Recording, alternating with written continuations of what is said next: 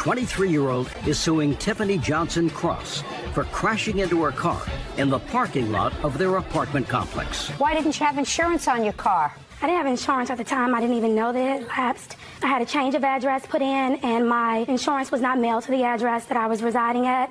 So once I spoke with them, I didn't know that the date was up. Back, Miss Cross. Where were you living? I was living in Forest Park, and then I switched. I'm now in an apartment at Fairfield, but they didn't know that. Do you have a lease where you're presently living? Yes, I do. When did the lease start? It started in the end of November. Of 2009? Yes. And on what date did your insurance lapse? My insurance lapsed on 2/19/2010. Go over there and show me where the accident happened, because each of you claimed that the other caused the accident that we're talking about, and this was in your building. Go over and show me what you were doing. I was driving. She was behind you? Yes. And she acknowledges she was behind you, because I read your answer. Yes. You were behind her. Go ahead. I was driving down. I was trying to turn right into my parking spot. Do you have assigned parking? No. So you go where there is an open spot? Yes, ma'am. Okay, go ahead. I was turning right into my parking spot when she tried to go around me to the right, and which led her to coming, hitting my passenger door and fender. So she went around you on the right? Yes, ma'am. And where those lines are, I assume there were These lines? empty spaces? Yes, ma'am. Okay. Now, you can step back. Now you go over, Miss Cross, and show me your version of what happened. You're behind her. Yes, I was behind Miss Cawley, and she turned to the left. These spaces here were full. It was 9:30 at night. There were no spaces right here. She turned to park to the left. I proceeded to go past her because she did a complete left turn.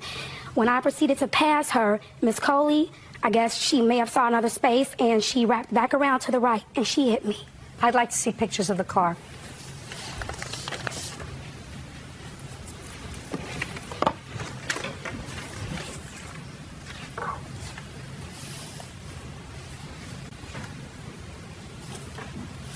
I want to see pictures of your car.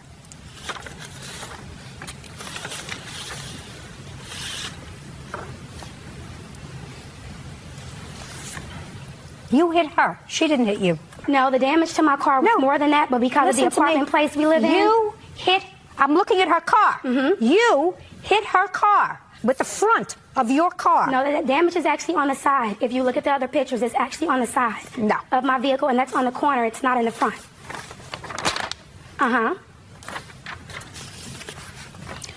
Middle of her car. Where is front that? Because I didn't hit your car. I didn't hit the middle of her car. I hit the front of her passenger side. Perfect. It's exactly what I said. No, I'm not saying that I hit her. What I'm saying is that's where our cars collided. Listen, Miss Cross. Yes? I know exactly what happened, and you had no insurance. Did you ask her to report the accident a couple of days later so that you could have your insurance reinstated? No, I did not. You didn't? And it wasn't because I didn't have insurance. At the time, I didn't know that it had lapsed until I called to talk to my insurance company, and then that's when they told me. I immediately reinstated my insurance. Go I did ahead, not Miss hit Coley. her car. She hit me. Go ahead, Miss Coley. No, you hit her. That's why we're here, for me to make that decision. I can see from the pictures you hit her. I don't see how you get that from the pictures. Listen, you want to look at them? You can. But that's what my job is, to look at it, to look at that, to listen to the story, and to make a judgment as to whether or not you were trying to get around her because you were trying to exit and she was trying to park. I don't think you were trying to get her parking space. I don't think that No, I don't even live over that area. Only one attitude here, and that's mine. You weren't trying to get her parking space. You were probably trying to exit. But you hit her car because you couldn't wait an extra 2 seconds for her to pull into the spot. No, I could have waited. She turned left with no Listen to signal. me. You can't talk over me. No, I can't. That's what the pictures show, that you hit her car. That's what the damage to her car show, that you hit her car. That's what the damage on your car shows, that it was the front of your car that hit her car. It's exactly what she describes in here, that you went around her. How did I go around her if she turned to the left? Okay, can I see your estimate, please? What's the actual estimate right there?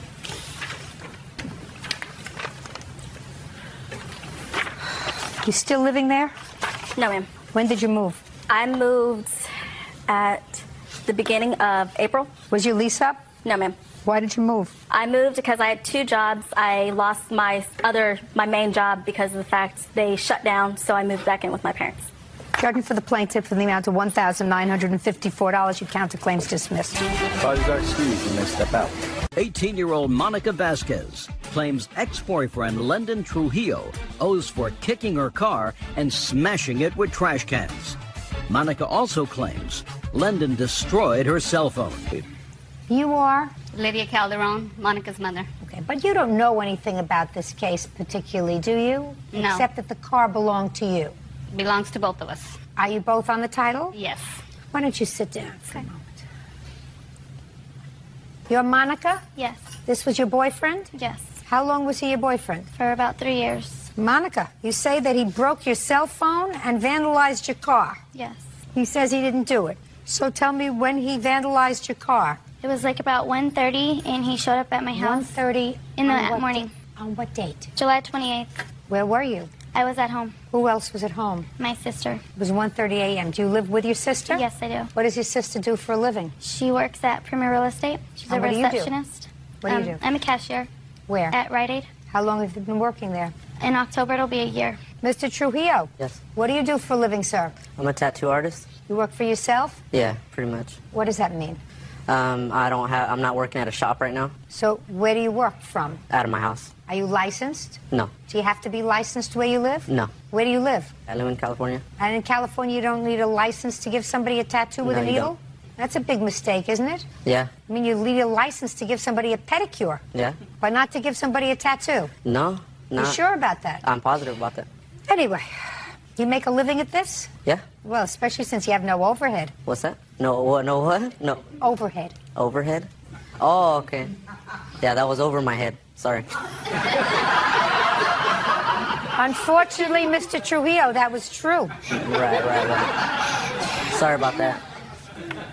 All right, Miss Vasquez, why don't you tell me about what happened on the 28th of July? Okay, he showed up at my house, and he knocked on my window. I came out of my room, and I went to the garage, because he went around the house. And I had told him to leave, because my sister did not want him around her house. Why did he come there? He was... He said you called him.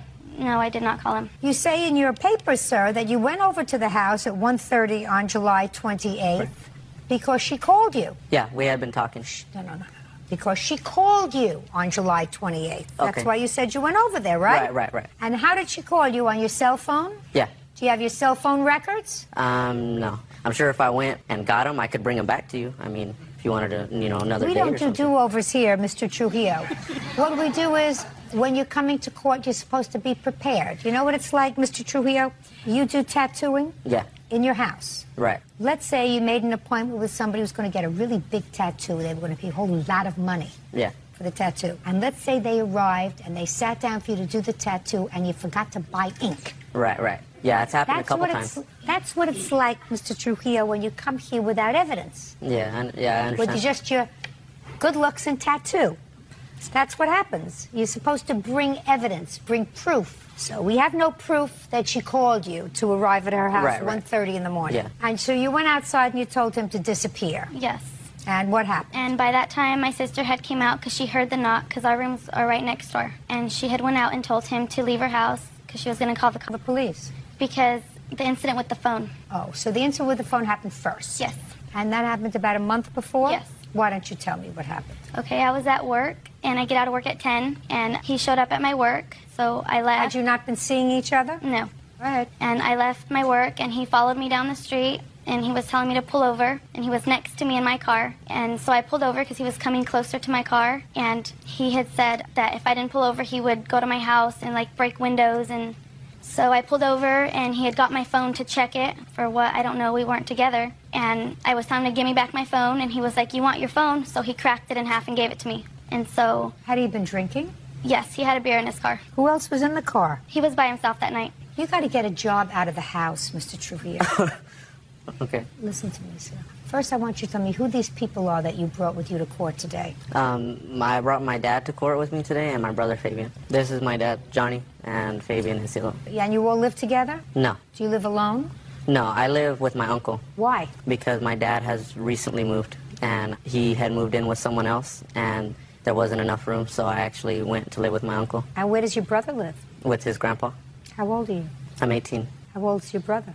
19. Who did your father move in with? His girlfriend. Was there a time you were all living together? At one time, yeah. When was the last time you lived together with your father? About 2 months ago, I lived with my dad in Visalia. And your brother also lived with your father? No. My brother has always lived with his grandpa in Clary.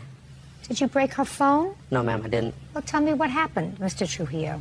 Me and Monica had been seeing each other before this incident with the cell phone happened. We had been talking, and we had been texting each other, and she had told me that she got out of work at 10 o'clock, and that if I wanted to see her after work. And I said, okay, cool. I had the car, so I said, okay, I'll meet you at Taco Bell. So we went, and we met at Taco Bell parking lot, and we were there. Everything was fine. We were talking, hugging. Everything was cool. And then a call comes through on my phone.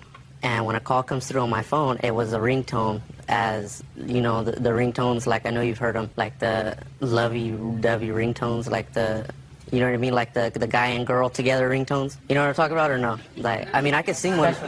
Like, I mean, I could sing one for you, if you want me to sing one. No, I'm just kidding. Anyways, at the time when that had happened, we were both kind of looking at each other because I was already like, okay, you know, something's wrong, I messed up. So Monica had... Yeah. Yeah, so at that time, Monica had snatched my phone out of my hand. And when that had happened, she snatched my phone, and I reached for it back. We kind of got into an argument, a little conflict, you know what I mean? And Who was calling you, Mr. Trujillo? Just a friend. Boyfriend or a girlfriend? It was a girlfriend. The timing was really terrible. Yeah, it wasn't expected. It was messed up. Yeah, it was at the right time. So when that had happened, I was leaning up against my car, and Monica had thrown my phone at me. But when she had thrown my phone at me, somehow, and you can tell she has little hands. I don't know how she had both phones in her hand, but when she had thrown it at me, my phone rolled over the car, the hood of the car, and her phone hit my car and broke. However it broke, it was snapped in half, and that's basically what happened. When he met you at Taco Bell, had you told him that you were going to be out of work at 10 o'clock? No, he called my work around 10, and he said, I was around the corner. He goes, I'll be there right now. And I was like, I'm going home, I'm leaving. And at that point, my boss had opened the doors to let me leave earlier than everybody else, because I had told him. And when I got in my car to leave, he was already at the corner, and that's when he just followed me. Do you think if I called her boss would say that they opened the door and let her out a little early? No, I don't. You don't think so? No, I don't. What's your boss's name? David Centeno. Give me his number. It's my phone, and my phone is out there. The Rite Aid number, 67816. There you go. 7816? Now, Mr. Trujillo, Yes, ma'am. I want you to listen to me very carefully. Okay. When somebody tells me it's, Uh-huh. I tend to disbelieve everything that they say, especially when I have to get my rather sizable keister off this chair and go in the back to make a telephone call. Do you understand? Oh, yes. Now, I am prepared to do that. Okay. Unless you want to revise your version of the cell phone events. No, ma'am. No, not at all. Okay, so let's call Mr. David, because he doesn't have any clue that I might be calling him. He is going to tell me whether or not he let her out early because you were going to come over. Right. Okay. Let's see. Okay.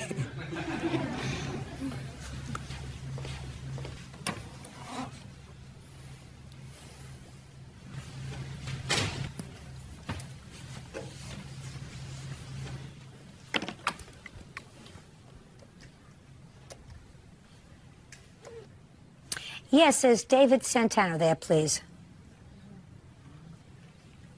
David, this is Judge Judy Scheindlin. How are you? Good, thank you. David, I have a question for you.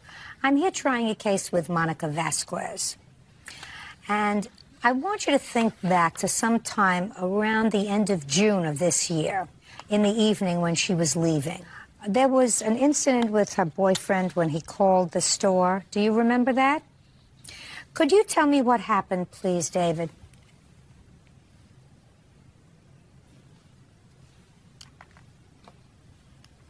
Mm-hmm. Okay. Wonderful. David, you're a very, very nice man for speaking to me. I appreciate you taking the time. Thank you. Bye-bye.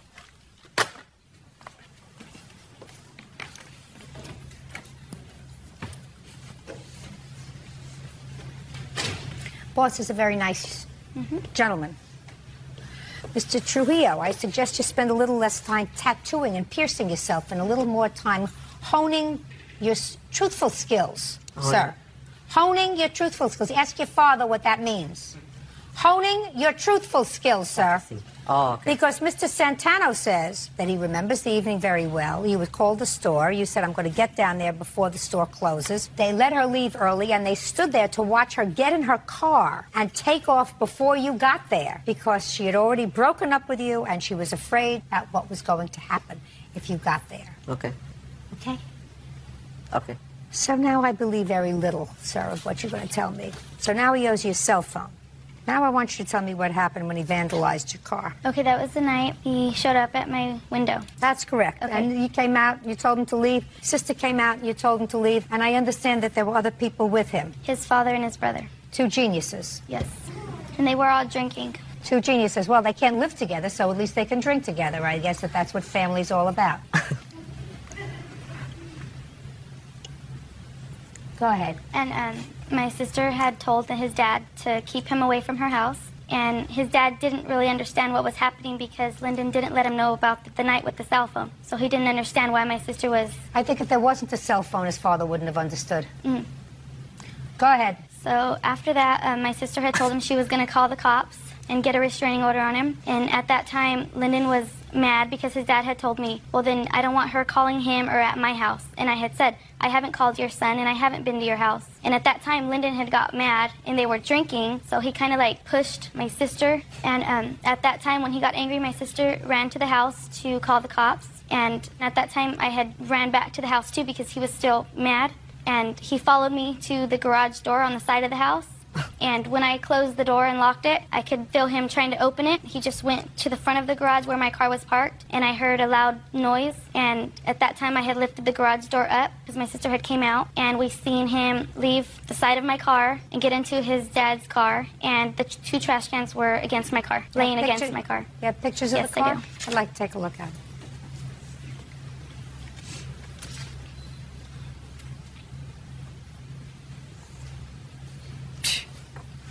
Outrageous. When did you purchase this car? Last year in November, Bought it yourself? my mom helped me. Who pays for it? I do. Paid the insurance too? Mm-hmm. Stand up next to him. You came here, you might as well stand up here. Monica Vasquez says ex-boyfriend Lyndon Trujillo owes for vandalizing her car and for destroying her cell phone. What were you doing out with your son at 1:30 in the morning? We had went to the club, What club? El Presidente, What were you doing at the club? dancing. And drinking? I was, yes. With whom? Females, All different kinds? pretty much, yeah. So if you were dancing and drinking with a whole bunch of females, you weren't watching what your two sons were doing. Actually, he was on his cell phone the whole time we were there, text messaging and back and forth. And I went to him and asked him, who you texting? And he said, Monica. So, And that's what he said to you. yeah. That's what he said to you, but you don't know that that's true. No, but if I may, Your Honor. Yeah. The day before the cell phone incident had occurred, Yeah. she came to my house, and my dad was coming up from work, and she was coming downstairs. I was walking her down to her car. And that's why I don't understand really how it could go from her being upstairs in my house and me and her being together in a relationship or working things out, and then to... Well, were you working things out, or were you in a relationship, sir? No, we're working things out to be in a relationship. So what did you go there at 1:30 in the morning for? Because we had been texting each other. We had been texting and talking to each other, and... Did she invite you there? Yeah, I had her on speakerphone because I was the designated driver. Yeah, she had told him. Yeah, she was in the car. She knew that the speakerphone wasn't on. That her sister was asleep, the kids were gone, for him to go over there and visit to see her. And what were you going to do? I just sat in the car because I was drinking. And what about him? He was in the back seat. So the two of you were just going to sit there in the back seat of the car, Well, in the actually, front seat yeah. of the car, while he went inside to visit with his girlfriend? They didn't go inside. They stayed outside in the driveway. Fine. So he goes over to see Monica, and how did her car get dented? When we got there, Monica had stepped outside. She was walking towards her car. We pulled up, and she went like this, like waved us over there. We all three got out of the car, walked over. She showed us a dent on her car and said that she had got into an accident with a motorcyclist. And me and her made a few comments back and forth because I had just recently wrecked my Harley. And I had told her, so anyways, we said a few statements back and forth. And then me and Fabian went back and got back in the car. They stayed there talking, hugging, kissing until Marie came outside. And Monica flipped the whole script when Marie came outside because she was upset. Were you at his house the day before? No, I was not. Yeah, you was. No, I was not. Yeah, he was. No, I was not. When you send a text message, could you save those things? They stay for 14 days. Huh? You can lock them. Save them, right? Yes, you can. Show me. Your Honor, I don't have my phone with me. I don't have any proof right now, Your Honor, so it's... Why don't you, sir? Because I came unprepared. I came on intentions of knowing that what I know is true. Is everything that you said just now as truthful as you went over to the store the end of June, invited by her to come over to the store? What, to her store, Rite Aid? Yeah. No, I didn't go to Rite Aid. Oh, no. No, I said I went to Taco Bell. I drove to Taco Bell. She was at Rite Aid when we had talked on her. Why would you think, Mr. Trujillo, that she would say to her boss, concerned, I just want to get out of here before he comes over? And the boss distinctly remembers all the employees watching her get into the car to make sure she was safe and leave. But I wasn't in her parking lot, though. I don't care whether you were in a parking lot or not, sir. Why do you think that boss would remember that? Oh, yeah, no, boss, no. I'm not saying that. She got in her car, but I'm saying what I'm trying to tell you, though, is that I did not go into her parking lot. No, what you said, Mr. Trujillo, was that you had an appointment to meet in Taco Bell. Yeah. And that, sir, is a lie. That, sir, is a lie. That we met in Taco Bell? It is a lie that you had an appointment to meet at Taco Bell. Because when she heard from you, she asked her boss if she could take off because she was concerned about her safety. They all watched her leave. Then why would she have pulled into Taco Bell if she knew that she could have got away from me? I don't know what you were doing, sir. And I don't know what your drunken father was doing or your drunken brother was doing on the night this happened with the car. I have no clue. All I know is, sir, you lied to me once, and you also don't know the law and the jurisdiction where you live because you're required to have a license to tattoo. Sir. Okay. And what is your address? My address right now? Where you're doing the tattooing? In a house. On What is the address? I don't know my address. I just know it's on Bradley Street. I've only been there like a month, 2 months, so I don't know the address. I don't get mail there. Did you make more than 3 children or just 3? Only 3. Only 3. So far you got 2 losers, right? 1? I don't consider 2. them losers, but... Well, so far they haven't done anything to make you proud. Sure they have. I don't see They it. graduated high school. That made me proud. My God. My God, that's like the 8th wonder of the world. That's an accomplishment in this family. That's right. I'm sorry. You got to do something with it once you graduate from high school. Yes, I totally agree. So pleased that you agree with me. I've been looking forward all year for a person of your stature to agree with me. Judgment for the plaintiff in the amount of $950. That's all. Goodbye. Maria Prieto claims her son's former friend, James Alfter, started a fire in her home while trying to grow marijuana. Ms. Prieto, you rented a house to the defendant. That's correct. And it is your claim that he is responsible for a fire in your home that resulted in damage. Some of the damage was covered by insurance, but a great deal of it was not covered by insurance, and you want him to pay the balance. That's correct. Your out-of-pocket expenses. Mr. Alfter? Mm-hmm. Is that the way you pronounce your name? Yes, ma'am. You look petrified. Are you scared of me? No. You should be. Yeah. A little bit. Mr. Alfter says that your homeowner's insurance should have covered whatever losses there were. He wasn't doing anything wrong, and it was just an accident. That's your defense. Yes. Your Honor, I disagree. Just. How old are you, sir? 20. When did you move out of your home? I've been on my own since I was about 18. And how have you been taking care of yourself? I work. For whom? Family business. What kind of business? Construction. Do concrete work. Whose business is it? It's my grandfather's. Who else works there? The crew, my dad, my brothers. So it's a big business? Yeah. It's a lucrative business? Yeah. How much? Yes, try yes. Yes. How much do you get paid? $30 an hour. And you work 7 days a week, 6 days a week, 5 days a week? 40-hour weeks. So you've got money in the bank? I'm all right. What? I said I'm all right. Yes. You have a car? Yes. Shape? Do you work out? Yes. You work out at home or in a gym? The gym. You have a gym membership? Yes. I ask you all these questions, sir, because I'm trying to find out a little bit about you. Because this complaint says, Mr. Alfter, that the fire that started in Miss Prieto's house, on what date? September the 12th. And what date did he move into the house? He moved in July 1st. Was started because in your bedroom, right? In master bedroom, correct. People usually sleep in the master bedroom, right? Yes. How many bedrooms were there in the house? 5. How many people were living in the house? Just 2. You and who else? Me and my roommate. Male or female? No. So that those were 2 bedrooms. You don't spend the night with your roommate, right? You each have your own bedroom. Yeah. Right? Yeah. Right? Yes. But I guess you didn't want you or your roommate to get the master bedrooms, because then it would be unequal, so that you each stayed in other bedrooms. Yes. And you were using your master bedroom to grow marijuana. You actually hadn't brought in the plants yet, according to the complaint and the answer, but it was all set up with a whole bunch of lights, right? Yes, there's equipment. I mean, you weren't planning on shooting a film in there, were you? No.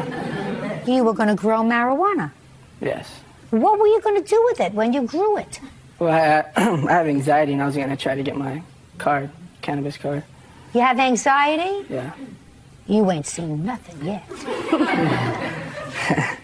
Your parents are alive? Yes. Did they know you were coming here today? Yes. Did they know that 10 million people were going to be watching you today? Yes. Did they offer you any warning, sir?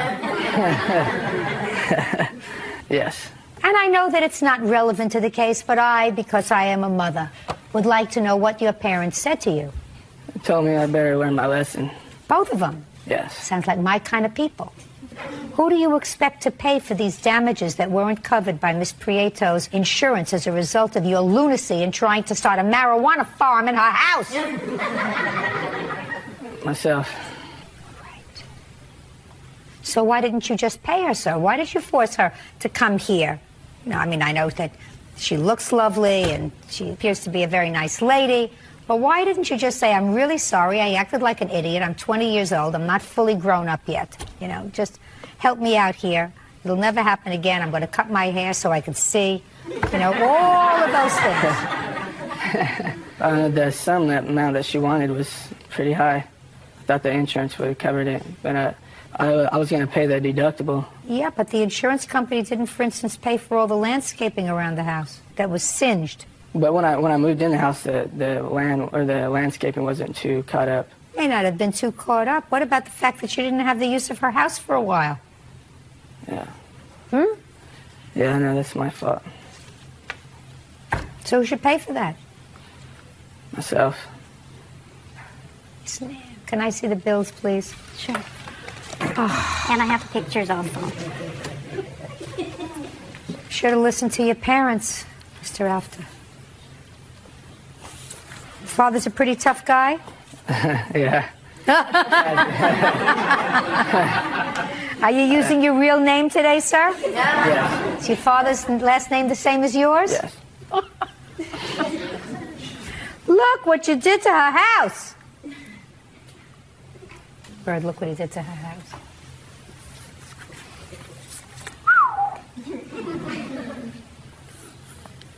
You planned on smoking an awful lot of weed, sir, for your anxiety. Why don't you go to a therapist? I don't know. Well, I would try a therapist before I would start farming again. Who helped you with all this, sir? I did it myself. What about your roommate? No, well, he helped a little bit. Was he going to be your partner? No. What does he do for a living? He works. For whom? He does construction, too. For your father? No. No. Your Honor, can I say something? Please. Okay, as far as all that equipment he purchased, and it was worth over supposedly $6,000, and he didn't have money to pay the rent. So he had money to go out there and buy all that, plus, you know, start his little lab thing. But on the other hand, he's making $30 an hour, and he could have just stepped up to the plate and said, I'm going to pay you. Even payments. I said, can you make payments? And he's like, yeah, I will. Never followed through. He's very anxious because he's not smart. And unless he gets smarter, he's going to remain anxious. Mm-hmm. Do you understand? Mm-hmm. Say sorry. Sorry. Not to me. Yeah, I'm sorry. Judging for the plaintiff in the amount of $5,000, that's all. Marco Abrigo is suing his children's grandmother, Christina Strickland, for the return of 2 child support payments. Christina is countersuing for the unpaid medical expenses of Marco's children. Mr. Abrigo, it is your claim that you paid child support to the defendant who was caring for your 2 children for for 5 years. And the last 2 payments that you made to her, which were deducted from your salary, I assume, were made when the children had been returned to their mother. And you want those 2 payments back. Ms. Strickland says she took care of your 2 children for 5 years. You owe her a fortune of money, and she's counterclaiming. So I have a few questions for you, sir, before I make very, very short work out of you. When did your children go to live with Miss Strickland? 2001, I believe. What do you mean you believe? I would know the exact moment that my children were removed from my custody. I don't know the exact date that we signed over the children, but it was towards the end. I'm going to say September of 2001. And you signed custody over to Miss Strickland because you and their mother were neglecting them. And but for Miss Strickland, the state would have taken them. Fair statement? No. You just decided you had enough being a parent? No. What was it?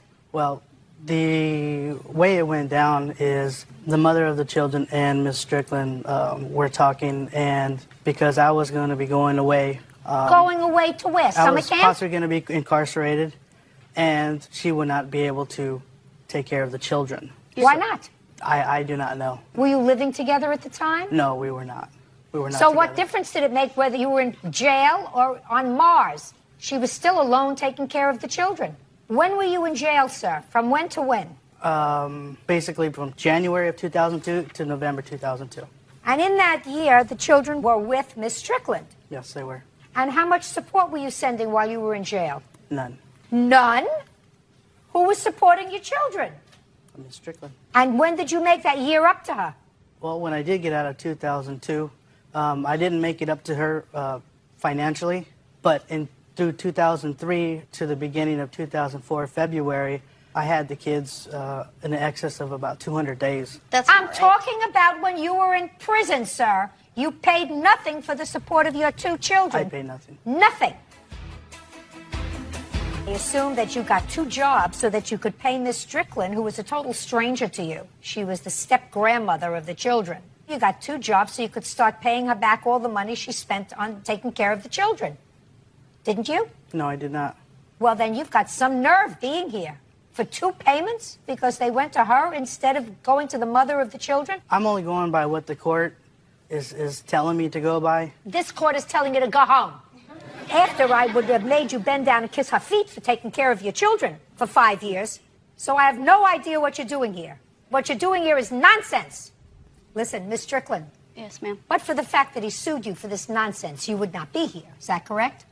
Probably. Probably not. Because you didn't expect anything from him? Never. And pretty much that's exactly what you got. Exactly. May I say something, please? Absolutely. My grandchildren have been living with their mom since August of 2006. He has not sent 1 penny to support those kids up until this point. Is what she's saying correct? Would you get him out of here? I cannot stand to look at him. Your case is dismissed. That's all. Step out. James King is suing his ex-girlfriend, Connie Hillegas, for unauthorized charges she made on his Sears MasterCard. James says Connie took advantage of his kindness. Mr. King, you and the defendant were involved in a relationship, and according to your complaint, you gave her a credit card. The credit card was your sole responsibility. Did it have her name on it? I placed her on the account, yes. The payment of it was your responsibility? Yes. Solely. And it was, for what purpose did you give her this credit card? Connie had become ill, and she was out of work. She did not have insurance, and she needed medicine. And I told her she could use the card in emergency situations, but also made it clear that she needed to pay the bill when it came in when she was employed. How long had you been dating at the time? About a year. Were you living together? No. What kind of credit card did you get for her? It's a Sears MasterCard. And when did you give it to her? I gave it to her approximately April of 2004. April of 2004? Yes, ma'am. And she had it until when? Until October of 2006. Who was getting the bills? She was. We had put the address for billing to her apartment so that she could pay the bill when it came in, and I wouldn't have to bring the bills over to her. When did you terminate your relationship? Probably August of 2006. And between April of 04 and August of 06, you had no knowledge that there was anything happening with this credit card, if there was any delinquency with this credit card, because all the bills were being handled by Miss Hillegas. That's correct. Is that right? Partially correct, yes. Well, were you paying the bills as they came in? Yes, ma'am. The account had been more than once paid it off. Mr. King did live with me. I have many witnesses to that fact. Just a second. I didn't ask you anything else. What happened, sir, in October of 06? I got a call from Sears Credit Card Services. They said there were some charges on the card that were suspicious. They didn't understand. I spoke with the people there, and they explained to me that there have been balance transfers from other credit cards that were not in my name. Can I see that, please? Do you have it? Yes, ma'am, I sure do, right here. I'd like to see it. Did you transfer balances from other credit cards to his credit card? No, ma'am. As a matter of fact, in June, I actually transferred it onto my account, paid the account off in full. As far as they were normal charges that I use every month. I just asked you a question. Did you transfer any other credit card balances to this balance? No, ma'am.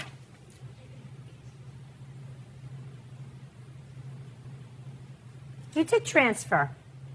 Capital One card, Merit Bank card, $700. What was the date on that?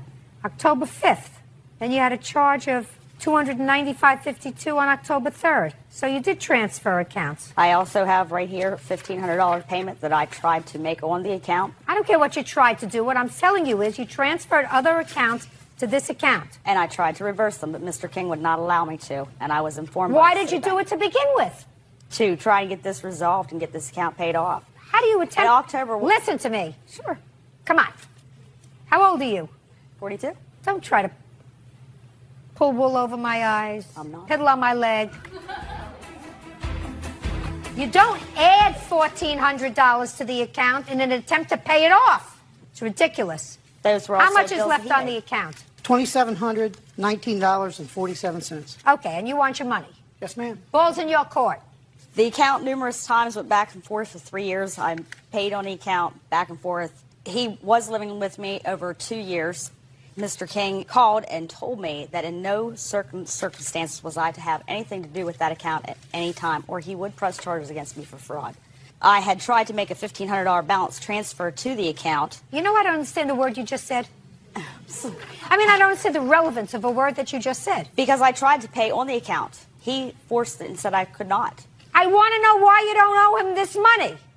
What's your defense? My defense is Mr. King lived with me for almost 3 years. He never paid me a dime. So who cares? It went back and forth for What's different back things. And forth? I don't understand. What's back and forth? Things that I've paid for. He said the account, if he'd left the account alone, I would have gladly paid it. He wanted me to make cash payments to him on a monthly basis. Because of his temper and other hostilities, I didn't want to have to be responsible. Do you know that I don't believe payment. a word you're telling me? That's not a word you're telling me. That's fine. I think what happened was, who broke up with whom in August? I ended the relationship. Well, if you ended the relationship in August, then she went on a spending spree. And she was really going to get you because she transferred the other balances to this account. She was really angry with you, Mr. King. Yes, ma'am. Well, that's too bad. You know, things come, things go, back and forth. With that, you owe him $2,719. Pay him. That's all. Step out. Thank you. Taylor Davy claims ex-roommate Camelia Hansen owes for rent and bills. Camelia is countersuing, claiming Taylor and another roommate stole her clothes. All rise. Yeah, this is case number 76 on the calendar in the matter of Davy versus Hansen. Thank you. You're welcome, Judge. Parties have been sworn in, Your Honor. You may be seated. Folks, have a Who are seat. the three roommates? Raise your paws. Very good.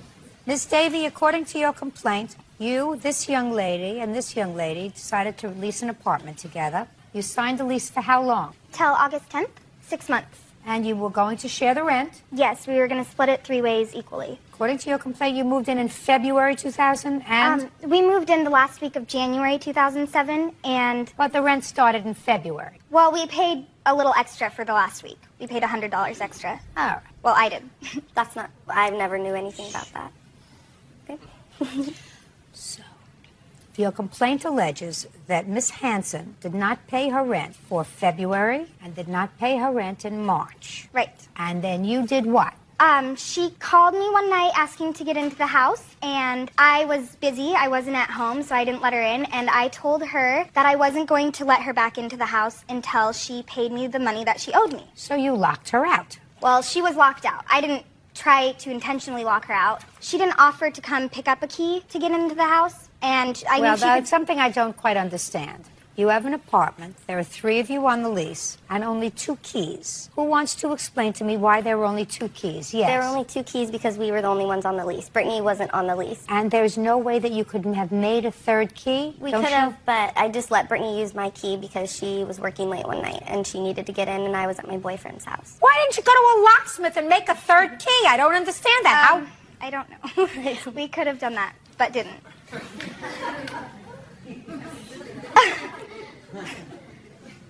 Anyway. So we didn't have her the out. 3 keys. You She locked was her locked out. out. You locked her out, and now you want your rent. Yeah, she owes me Fine. for 2 months of Okay. rent. Now, Ms. Hansen says that she told you that she could not afford February's rent, and then she was going to pay you in March, but you locked her out first. But this is the Actually, beginning Your of March. Honor- That didn't require an answer. Well, that statement was incorrect.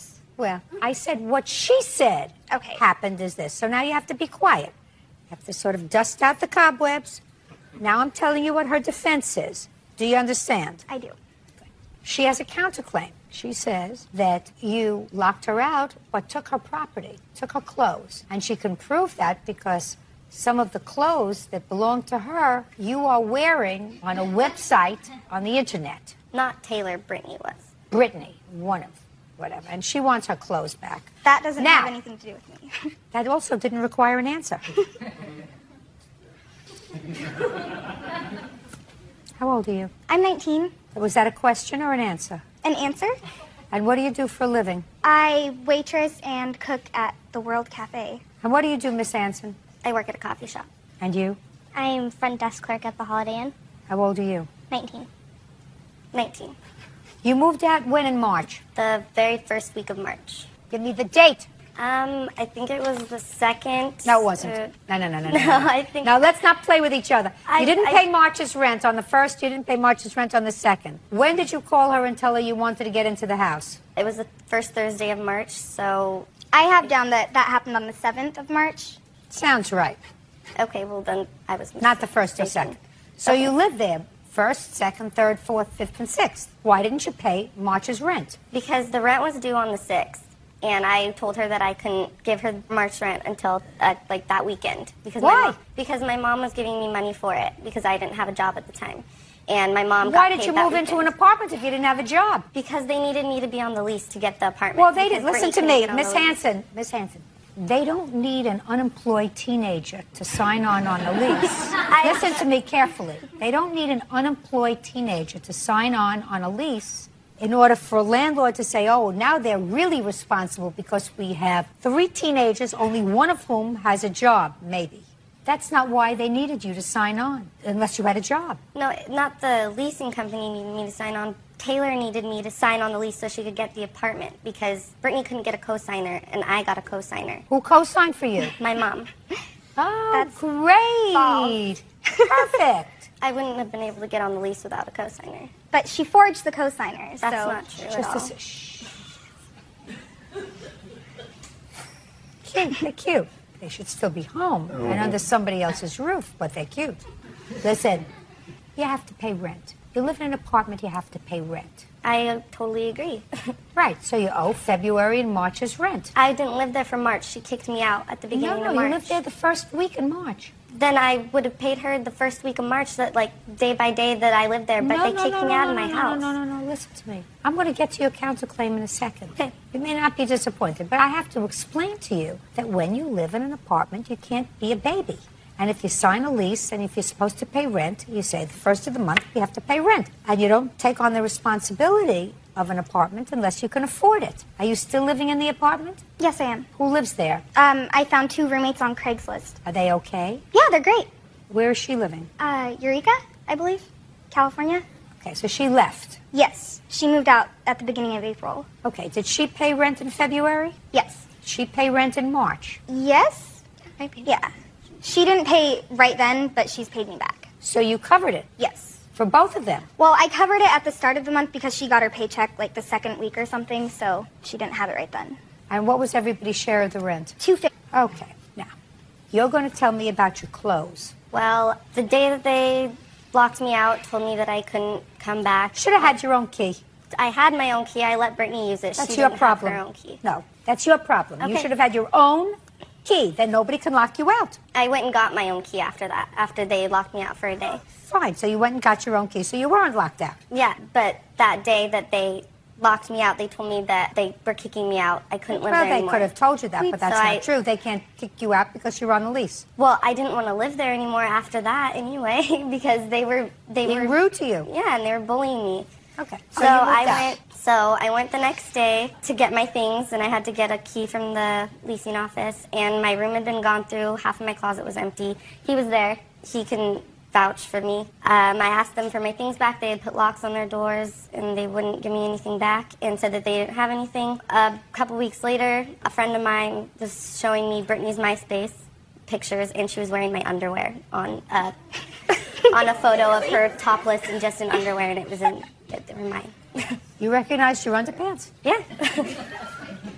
You recognize your underpants? They're like specialty kind. They're not just like regular white underwear. They're like, you can buy them from like a boutique.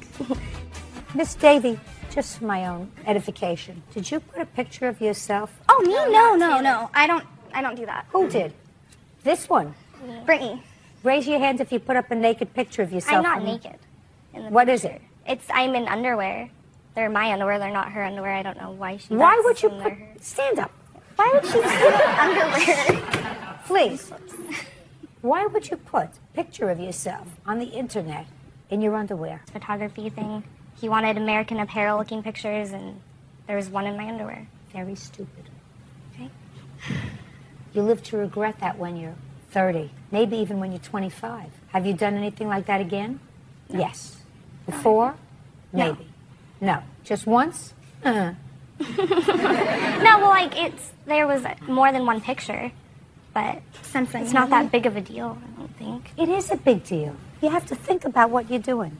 There are all kinds of perverts and creepy people out there that sort of surf the internet looking for dumb young girls who put up pictures of themselves in their underwear or worse. Don't do it again. Okay.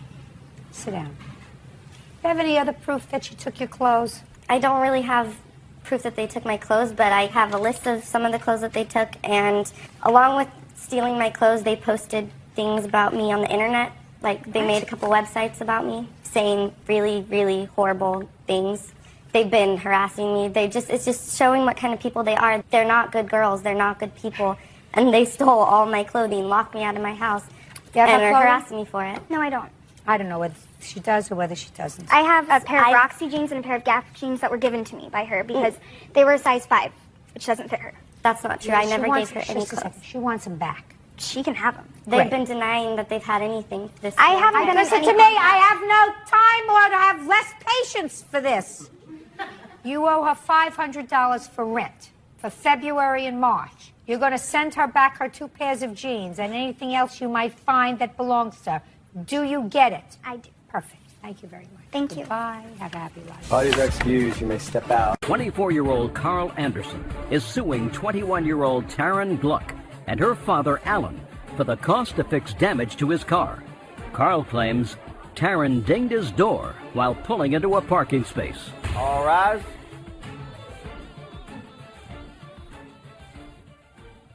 It's case number 104 on the calendar in the matter of Anderson versus Gluck. How old are you? 21.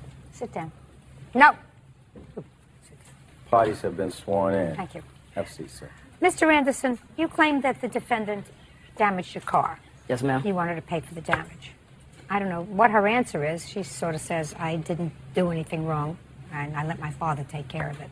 Okay, Mr. Anderson, why don't you tell me when this happened and tell me what happened? Okay. It was March 3rd, 2006. It was a Friday, and rent was due.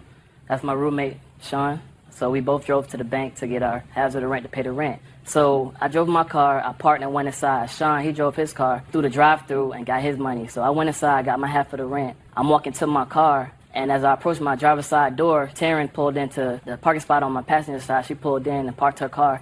So I know she seen me standing there. Don't tell me what you know she saw. Okay. Just tell me what happened. You're standing outside your car on the driver's side. Yes, ma'am. She pulled in on the passenger side. What kind of car was she driving? A Jeep Cherokee. What kind of car? 2002 Hyundai Elantra. So her car's much bigger than yours. Yes, ma'am. Okay, so what happened next?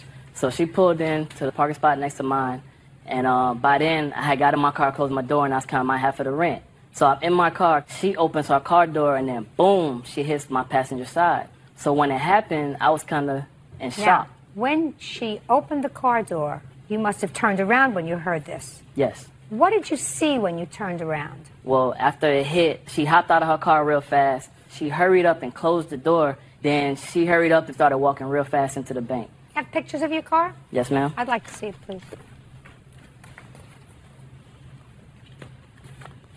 Mind you, I wash my car. I keep up with the maintenance of my car regularly, so I know what scratches are on my car and what scratches aren't on my car. So I waited. Mind you, I just left from it. So these are the scratches you're talking about, sir? Yes, ma'am. The two? Yes. 1, 2? Yes. Not any other scratches on the car? Just those two. Just those two? Yes. Okay, I got it. So mind you, I had just left from inside the bank. It was empty.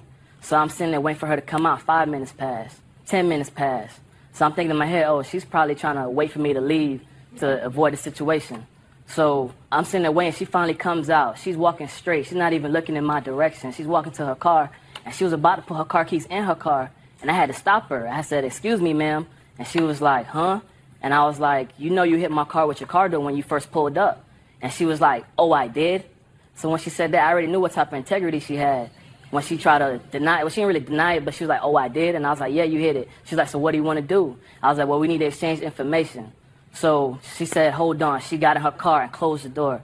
So I'm thinking, oh, she might be trying to pull off. So I got behind her car, and I wrote down her tag number. So about a minute passed, and she opened the car door crying, boo-hoo crying. My dad wants to talk to you. So she put me on the phone with her dad, Mr. Alan Goulet. So I got on the phone with him. So he introduced himself. He was real polite. He introduced himself. He asked me what happened. I told him exactly what happened. Then he said, are you sure she did it? And I said, sir, I'm positive, because I was sitting inside my car when it happened. He was like, okay, well, this is what I want to do. He was like, I don't want to have to go through my insurance company. I'm a lawyer down in Miami. I'll go ahead and take care of everything for you. Just go ahead and get an estimate and fax it to me, and I'll take care of everything. Okay, and did you get an estimate, sir? Yes, ma'am. And what was the estimate that you faxed to? Estimate that I faxed, $497.76. Can I see it, please? Yes, ma'am. Because Mr. Gluick says you faxed him an estimate for $277. No, the story, because after that, after I faxed him that estimate, I didn't hear from him. Like, months had passed, and I still didn't hear from him. So one day I was on campus. I went through the campus directory. I got her phone number. I called her. I was like, hey, my name's Carl. Do you remember me? She's like, yeah, I remember you. I was like, did you talk to your dad? Just a second. Did you ever fax him an estimate for $277? No, I had called him and told him I got a cheaper estimate. Because okay. So you told him you got a cheaper estimate for $277. Yeah. Ah, that's all I wanted to know. Okay. So the answer is yes. Yes. Okay. And you never got paid? No. Good. Go ahead. I pulled into the bank. It was raining, so I got out of my car, walked into the bank. Just a second. You got out of the car, and when you get out of the car, do you open this heavy door to the Jeep Cherokee with your hand or with your foot? With my hand. No, that's not what you do. You open the door and you give it a little shove with your foot so that it opens easy. That's what you do. That's what you did. I didn't open it with my foot. No, you opened it with your hand. Right. And then you push it with your foot because it's hard for you because a Jeep Cherokee is a high car. How tall are you? 5'4". So that you have to hop down. I stepped down. Yeah. Right. Been there. Question to you is, you dinged his car. That's what you did. There's no question in my mind you dinged his car. Okay. You've probably dinged a lot of people's cars. My question to you is, why is someone who's 21 years old, who's old enough to be in possession of a big car, a big weapon, if you don't use it right, why does somebody like you call their daddy? I wasn't sure what information I should give him, if we should call the cops or not. So I wanted to He asked you for your insurance information. He said, can I have your information? Okay, and what did you think he meant? My What phone did you number, think he meant? some Your way to height, get in your touch weight, with your me? color, your eye color? Some way to get in touch with me? Then you shouldn't be driving a car. If you thought he wanted some way to get in touch with you, then you shouldn't be driving a car. I thought the cops should have been called then if he wanted my insurance information. So, fine. You went into your car and you called your father. Yes, ma'am. Did your father say call the police? No, that's why I didn't. Well, what did your father say to you? He said, give him your information. And what information did he say to give him? I gave him both of our phone numbers and our name. That's not the information he needs. He needs your insurance information. Did your father say give him your insurance card? No, ma'am. Well, he should have. That's what it means when you exchange information. Right, sir? Yes, ma'am. Now you can stand up. Thank you. Real cases, real people. Judge Judy. Carl Anderson says fellow motorist Taryn Gluck owes for dinging his car door in a bank parking lot. Taryn denies causing any damage. Okay. Why didn't you tell your daughter to call the police? She had been involved in an accident. Well, number one, in the state of Florida, you're only required to call the police when there's personal injury damage, which there was not, and that was the first thing I ascertained. Perfect. Having ascertained that, when your daughter said he wants my information, that includes your insurance information.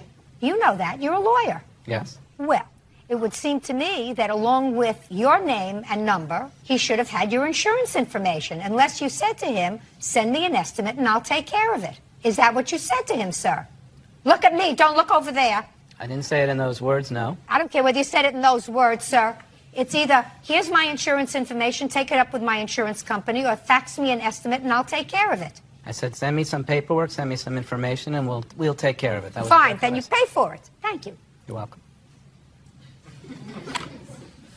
Okay, it's clear to me that these two dings are what was caused by the car door hitting your car and being irresponsible enough not even to get out and look at it and say, I hit one door against another. At least let me look at it and see if I caused any damage. I looked at it. No, you didn't.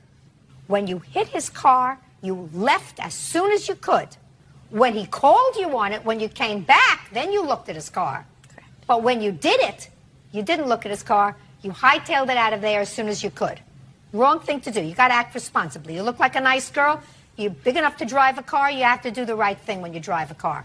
And you're supposed to be careful when you get out and not use your foot. You know, they call that the Florida foot. I live in Florida. I know the Florida foot. The way women get out of a car. Unfortunately, it's mostly the women. They get out, and older men. They get out of the car, they open the car door, and they go, boom! So it opens the door easily so that they can get themselves out of the car. That's what you did. Okay, you owe him $277, and it wasn't the right thing to blow him off and to not keep in contact with him. You neither, sir. Wrong thing to do. Judgment for the plaintiff. Thank you, that's all. Daniel Bryan says former friend Kyle Lineker kicked him in the face during a drunken argument. Mr. Bryant, who is this lady? This is my mother. You can sit down. I gather your mother was the only one who wasn't drunk on the night of July 16th. Yes, and she insisted on being here, so. Good.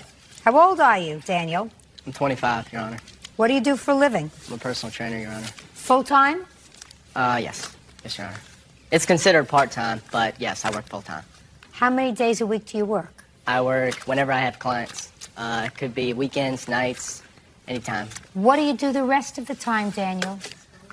Yeah, I'm also a full-time student. He forgot that. Who's paying for his school? Raise your hand. He forgot. Now, how old are you? 21. How do you manage to keep yourself busy during the day? I sell real estate. For whom? My father. Are you married or single? Not married. And you? I'm single, Your Honor. And who is this young lady? That's my girlfriend. Well, if it's your girlfriend, then you're single. Got it. Now, was your girlfriend at this party on July 16th? Yes, ma'am. She drunk too? Not drunk, no. Had she been drinking? Yes. And who was this person over here? That's my friend Joey. Was Joey drunk? Yes, ma'am. And you were drunk? Yes, ma'am. And you were drunk? Alcohol was involved, Your Honor. Daniel. Yes. Your complaint seems to say you acknowledge being so drunk. Alcohol was involved, yes, but I wouldn't say we were so drunk, Your Honor. I'm not talking about them. They acknowledged they were drunk. Okay. I'm talking about you. Yes. Were you drunk or sober? I was drunk. How come it took me 3 minutes to get there? 1 second would have been enough. I'm sorry. It is your complaint that this young man, Joey, didn't want you to drive home from the party because you were all drunk. Correct. Whose house was this party at? Scout's house. Yours? Yes, ma'am. Who do you live with? Oh, it's not an answer. 3 roommates. Is it your house or is it a rental house? It's a rental. How many people were at this party? About 8 or 9. So Joey didn't want you to drive home. He tried to stop you, and according to your complaint, in the scuffle that ensued, you were injured. But you were injured not by Joey. Correct. You were injured by the defendant who, according to you, kicked you in the face and severely injured you. Yes, You want facial your fracture. bills paid, and the defendant says there was no way that he kicked you. You were injured in the course of a struggle because you were all out of control that night. Right. So what time did you get to this party, Daniel? I'm guessing maybe 5 or 6 o'clock. Where did you come from? I probably came from work. I'm really not sure. I honestly don't remember, Your Honor, whether I came from home or I came from work. But I did go over there on the night of July 16th, around 5. So you don't know whether you came there directly from home, directly from work, whether you had been out for the afternoon, whether you'd been working for the afternoon. You don't remember that, but you remember going over there about 5 or 6 o'clock. Yes. Is that right? Yes, Your Honor. What time was it that this altercation took place? I would estimate maybe around 10 or 11 o'clock that the actual altercation took place.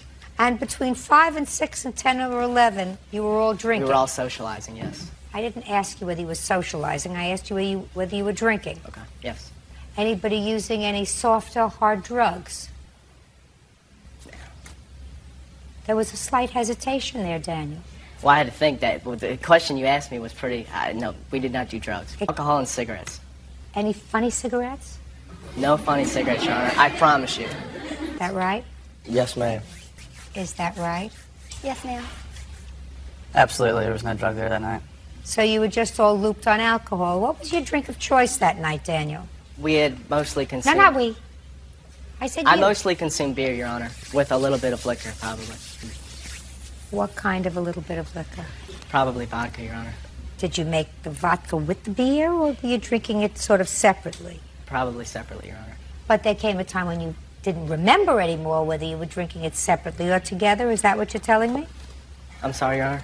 Well, I asked you whether you were drinking the vodka and the beer together, sort of mixed together, and you said probably separately. Now, as someone who is reasonably conversant in English, probably separately means it could have been mixed together. Correct, Your Honor. Now tell me what you remember as Okay. having happened between 10 and 11 after 5 to 6 hours of drinking with a mix of vodka and beer. Yes, Your Honor. Tell me what happened. Even though alcohol was involved... No, just tell Okay. me what happened. Joey and I started to get into it because he would not allow... That's Joey. Joey. That's Joey Lewis on the end. Joey. He would not allow me to drive home, which is commendable. And he grabbed my keys and threw them in the front lawn. And, of course, I became enraged. And I said, no, you're not going to throw my keys in the front lawn. So I started a physical altercation with him. And we didn't throw any blows at each other. Like friends, we wrestled it out. We were grappling on the floor near the front door. And the two girls that were upstairs were watching, and Kyle was up there watching. And as I was on all fours, and as I opened up to my left, it wasn't then until I received a kick to my face. And my other roommate was there. And I know it wasn't the two girls because she had on flip-flops or sandals, and the other girl had on cowboy boots. And the cowboy boots would have pierced my skin. And he was actually behind me to my left as I was on fours. And it wasn't until I opened up till he came in for the kick. And it was very intense. I didn't feel any pain because the adrenaline and the endorphins kick in. But the impact was very, very intense, and there was no way he could have done it lying on the ground because your momentum, if you're lying on the ground and you throw a punch in the air, you can't get your body weight into it, you can't get any force into it. He's not going to break a bone in my face. And I have the paperwork proving that I have a facial fracture and all the bills right here. I know he kicked me in the face. He definitely did. There's just no question about it. All the evidence points right towards him.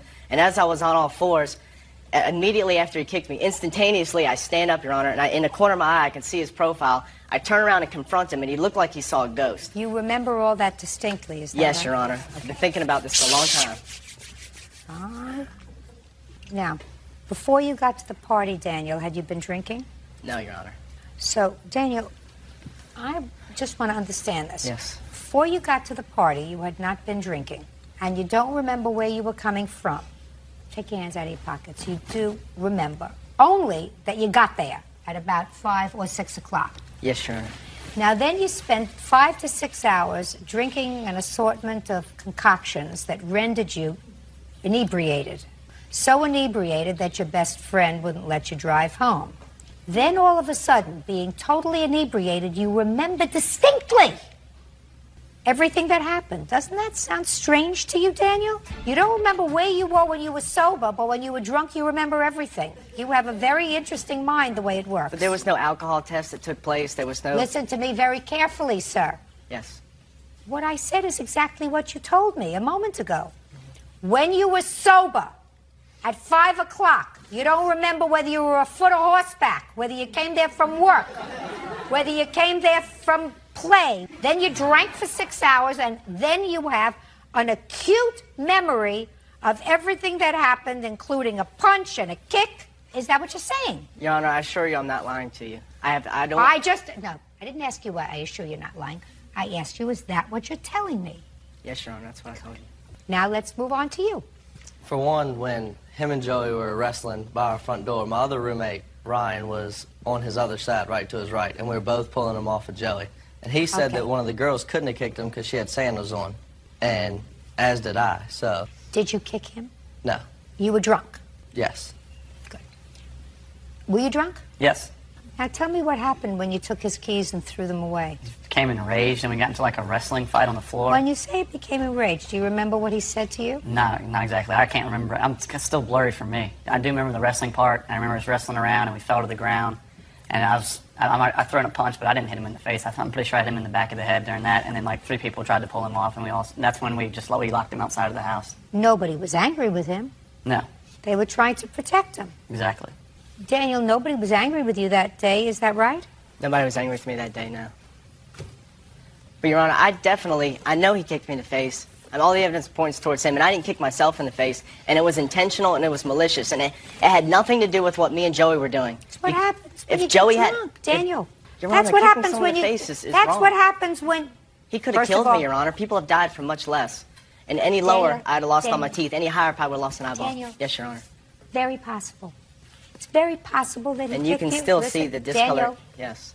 don't drink if you can't hold your liquor. You're right. I'm sorry.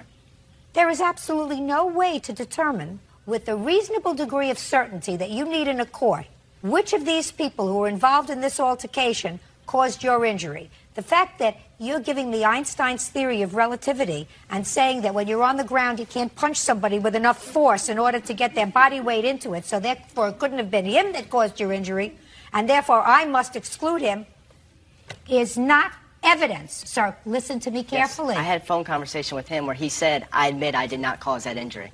But I just... No, sir. You're not following me. You don't know who caused the injury. You don't have sufficient clarity of memory in your drunken state to convince me that you can say that it was this young man that caused your injury. And if you want to make sure that you're not in that position again, I suggest that you're 25 years old and that you find something to do on a full-time basis or go to school on a full-time basis because it's time for you to grow up. I agree. It was an irresponsible thing for me to do. Right. Then don't come to court and ask the court to waste its valuable time when you've behaved irresponsibly. You were all drunk. You shouldn't have been drunk, and I'm not satisfied. May have been him, but may have been him is not proof here sufficient for me to find that he's guilty. What if he admits that he did it, though? What if he admits that he did it? To who did he admit that he did it? I was hoping you'd break him down and the evidence would be strong enough against him that maybe he would come clean. Daniel. Yes. My job is not to break him down.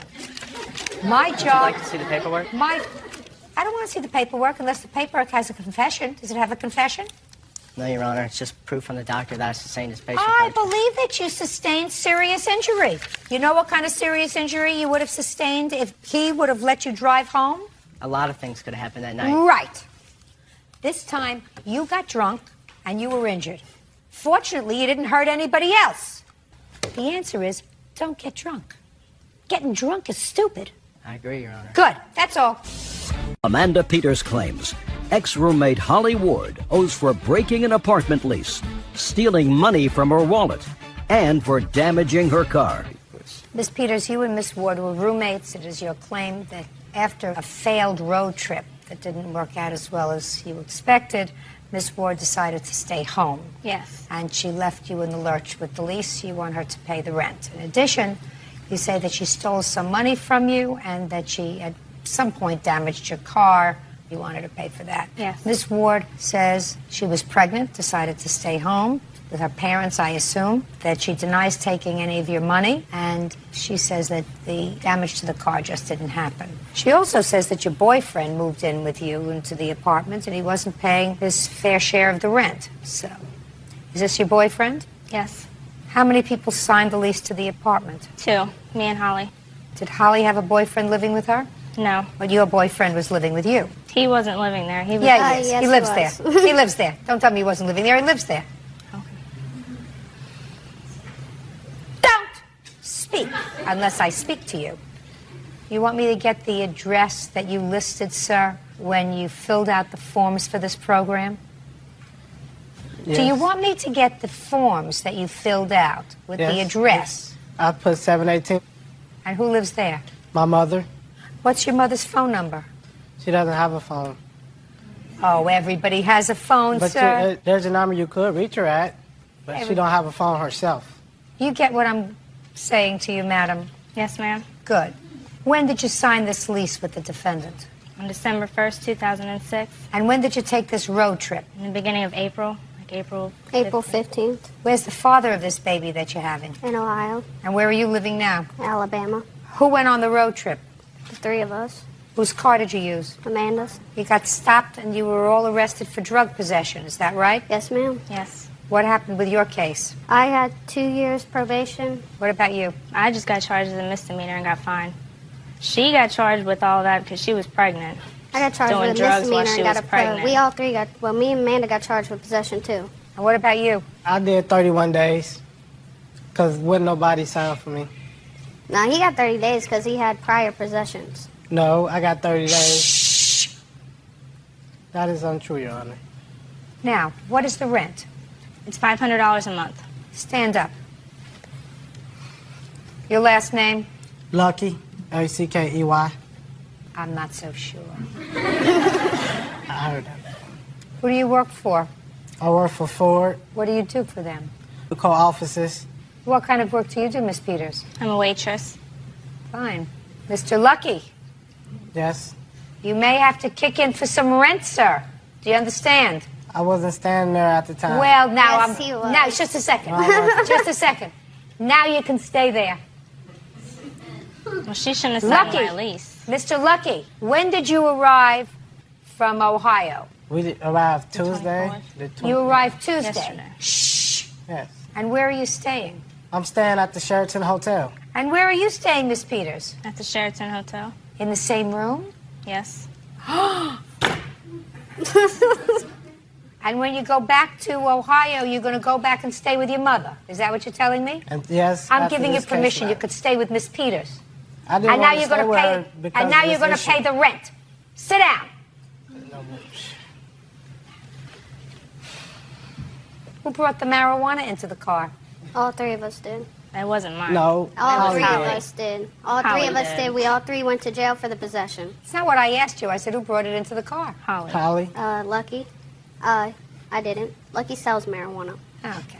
That's his no, job. that's Prior a lie. to Not 2 true. months before, he didn't have this job now. That's a lie. She Now, made that up. shh.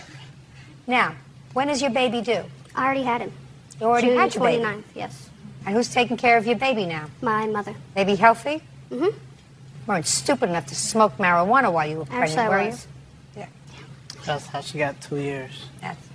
Was drinking and a whole bunch of other stuff she I did didn't while she drink was with my pregnant. baby. My baby was perfectly Yes, she healthy, did. born 4 weeks early, didn't need anything. 6 pounds, 8 ounces. Great. Okay. So now, Miss Peters, Yes. now you have your boyfriend living with you. How big is this apartment, by the way? It's a 2-bedroom apartment. Well, Your Honor, at first, when I first moved in with Amanda, it was in March of 2005. Lucky moved in June of 2005. We were all living in a 1-bedroom apartment. Then his cousin moved in, Lewis, with his baby mama, Shataya. We all 5 lived there. I still paid half the rent. Just they a didn't pay second. nothing. No. Just a second. How long? And Quiet. and his cousin got a job at our job. Just a second. How long did his cousin and his They lived baby there. mama live there? They lived there What? from October till December when we got our 2-bedroom and they got their 1-bedroom apartment. What's your cousin's name? My cousin's name is Lewis, and he was not living there. Yes, he was, Your Honor. Listen, I Okay, am very, very unhappy about this whole situation. All I can tell you, Ms. Peters, is now you can have your boyfriend full-time. Your boyfriend of 6 years full-time. He's going to live with you and he's going to pay the rent. You get nothing from her.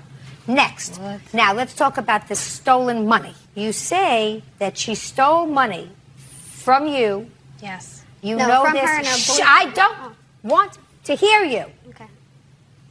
I'm not happy with you either. Anyone who smokes dope while they're pregnant is an idiot. Now, tell me about this alleged money. All right. I gave my boyfriend $300 to put up for me. I was going to put my car in the shop and have some work done to it. Well, I picked him up one night. He was going to come spend the night with me. The wallet came up missing that night while he was at the house. Yeah, I went to drop him off the next morning, and the wallet wasn't there. And he said it was Holly all along. I mean, I really didn't think it was at first, but I found the wallet in her room when I was cleaning it out after she left. Where's the wallet? It's right here. Let me see it. Can I? Shh. Okay. When for the first time did you tell Holly about the missing wallet? I didn't tell her. You didn't tell her? No, she was in Alabama when I found it. You didn't call her? No. No, I'm not saying when you found it. Listen to me. Miss Peters, when the wallet came up missing, she had to have been there. Otherwise, how could she get it? Not from Ohio to Alabama. No, she has it that was very months long ago. arms. Now, so when did you first discuss with her the fact that this wallet was missing? Oh, it was around the time when we moved into our two-bedroom apartment. So And around how long did you December- live in the two-bedroom apartment? I'm still there now. So from December until now. How long did she live there? Until April 15th. So the wallet came up missing in December. Yes. And you found it when? When I came back May 9th or 8th, I mean. Yeah, do me a favor. Return that to her. Tell me about the damaged car. She damaged my car, parallel parking it. When? In November. The first week of November November. of 06? Yes, ma'am. Show me the bill where you had it fixed. I haven't gotten it fixed yet. I haven't had the money. But I have an estimate from where we both took it in. She came with me when I got the estimate. Oh, well, tell me how it happened. Oh, she parallel. I didn't ask He you. was in the car. I wasn't in the car. She asked to borrow my car one day, and she brought it back with these scratches on the front bumper. Let he me was see in the car. pictures of the front bumper.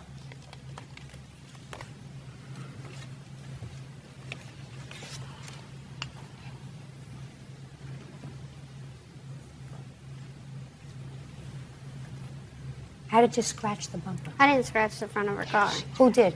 Lucky. He was on his way to school in November, and at a red light, he hit the back of another car. I have a picture of That's the truck a that she hit also with the dent in the bumper Just a where second. she hit She it. says it was Lucky. That's It a lie, wasn't. Your Honor.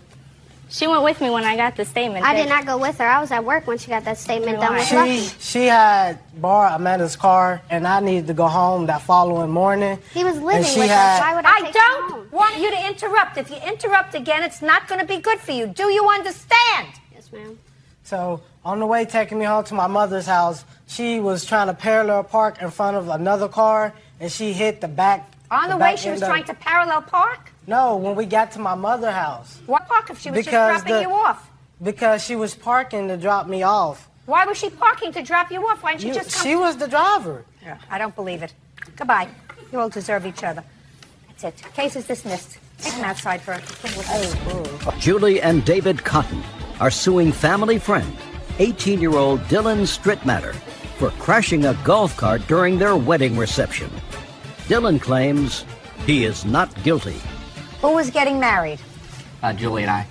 According to your complaint, Miss Cotton, your family lives on the river. Correct. Is that where the wedding was? Yes. The defendant is the son of an old family friend, and because there was so much land and the venue was spread out, you rented 2 golf carts to sort of help people get from one place to another, especially people who might have been a little older. Those golf carts were just rented for the event. It is your claim that the defendant, without permission, drove one of those golf carts and damaged it. You're being charged by the rental company for the damage to the golf cart, and you want him to pay for it. Correct. Who saw Mr. Strittmatter riding the golf cart? Tristan Hall. How old are you, Mr. Hall? 18. What do you know about Mr. Strittmatter and the golf cart? Well, I was the guy in charge of taking people to and from the parking to the wedding, and we were at the reception. At the golf cart, with a golf cart. Right. And after the wedding, we went to the reception, and we had the 2 golf carts parked over there. and we were all sitting around eating, and I saw him take off in the golf cart, and we just went out. I went out there after him to see what. Saw who taking off? Dylan and Greg. That's Dylan would be you? Yes. And who's Greg? I'm Greg. Perfect. I love it. No, I didn't ask you to go over there yet. Well, I didn't ask you to go over there yet. Okay. That is a lot. I didn't go over. Go ahead. Okay, so I went out there, and we were just riding. We were riding around for a little while. Who was riding around? Me, Dylan, and Greg. How did you get on the golf cart? Because I went out there. When I saw him riding around, I walked out there. So you walked outside, and the three of you got on the golf cart. Right. Well, they were on it first. I went out there. After they were already on it, I went out there. Who drove? They were driving. We all took turns driving. Who drove first? Tristan drove first, but there's also a fourth person in the party. Their son Chase was also in the golf cart, and he also drove it with us. Is that right? Chase was in the golf cart, yes. So who drove first? I guess I drove first. Who drove second? Chase drove second. Who drove third? I drove third. All right, what happened next? Okay, so we're driving around, and we were just driving around with the golf cart, and after a little while, I said, okay, we should probably bring this back. So we were on our way back down this road, and that's whenever he thought he could make it through these two rocks, if that's what you want to call them. They were more like boulders, and then he just ran into one of them. Now, did you know you weren't supposed to be driving around in that golf cart at that time? In the back of my mind, I did. And did you know you weren't supposed to be Hey, did you look at me? Did you know you weren't supposed to be driving around in the golf cart at that time? Yes, I knew that. Did you know you weren't supposed to be driving around at that time? And I assume he wasn't supposed to be driving around that time. That's correct. So what are you suing him for? Because he had been drinking at the wedding at my mom's, and I had told him to put it down, and I saw them take off, but mind you, I'm in the middle of my reception, and I heard them, and so did my friends, hear them screaming, come on, let's go get on the golf cart. It was just those two, and they were drunk at our wedding. They did take it. The owner of the... Your son was there. How old is he? 13. What'd you do to him? Actually, both of my sons had told them, and so I trusted him to stop, and he They was were driving driving around in the golf cart. Well, a little more than driving. He was driving erratically. Just a second. Where do you think it's all his responsibility? Because he was told to put it back, and he didn't. Who told him to put it back? All of them. They did not. They were driving around with it. They did not tell him to put it back. What are you, nuts? Listen, Miss Cotton. Yes.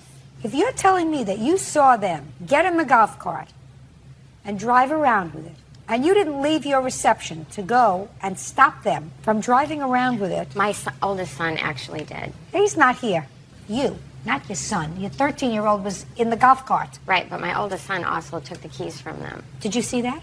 No, but they all told me, and the They owner can't of the tell golf you anything, cart. Miss Cotton. You have a responsibility. A golf cart is an attractive nuisance.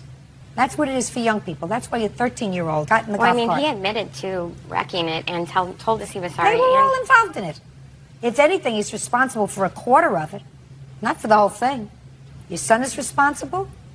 Therefore, you're responsible My for a son quarter. is 13. He's responsible for a quarter. He's responsible for a quarter. He's not responsible for the whole damage to the golf cart.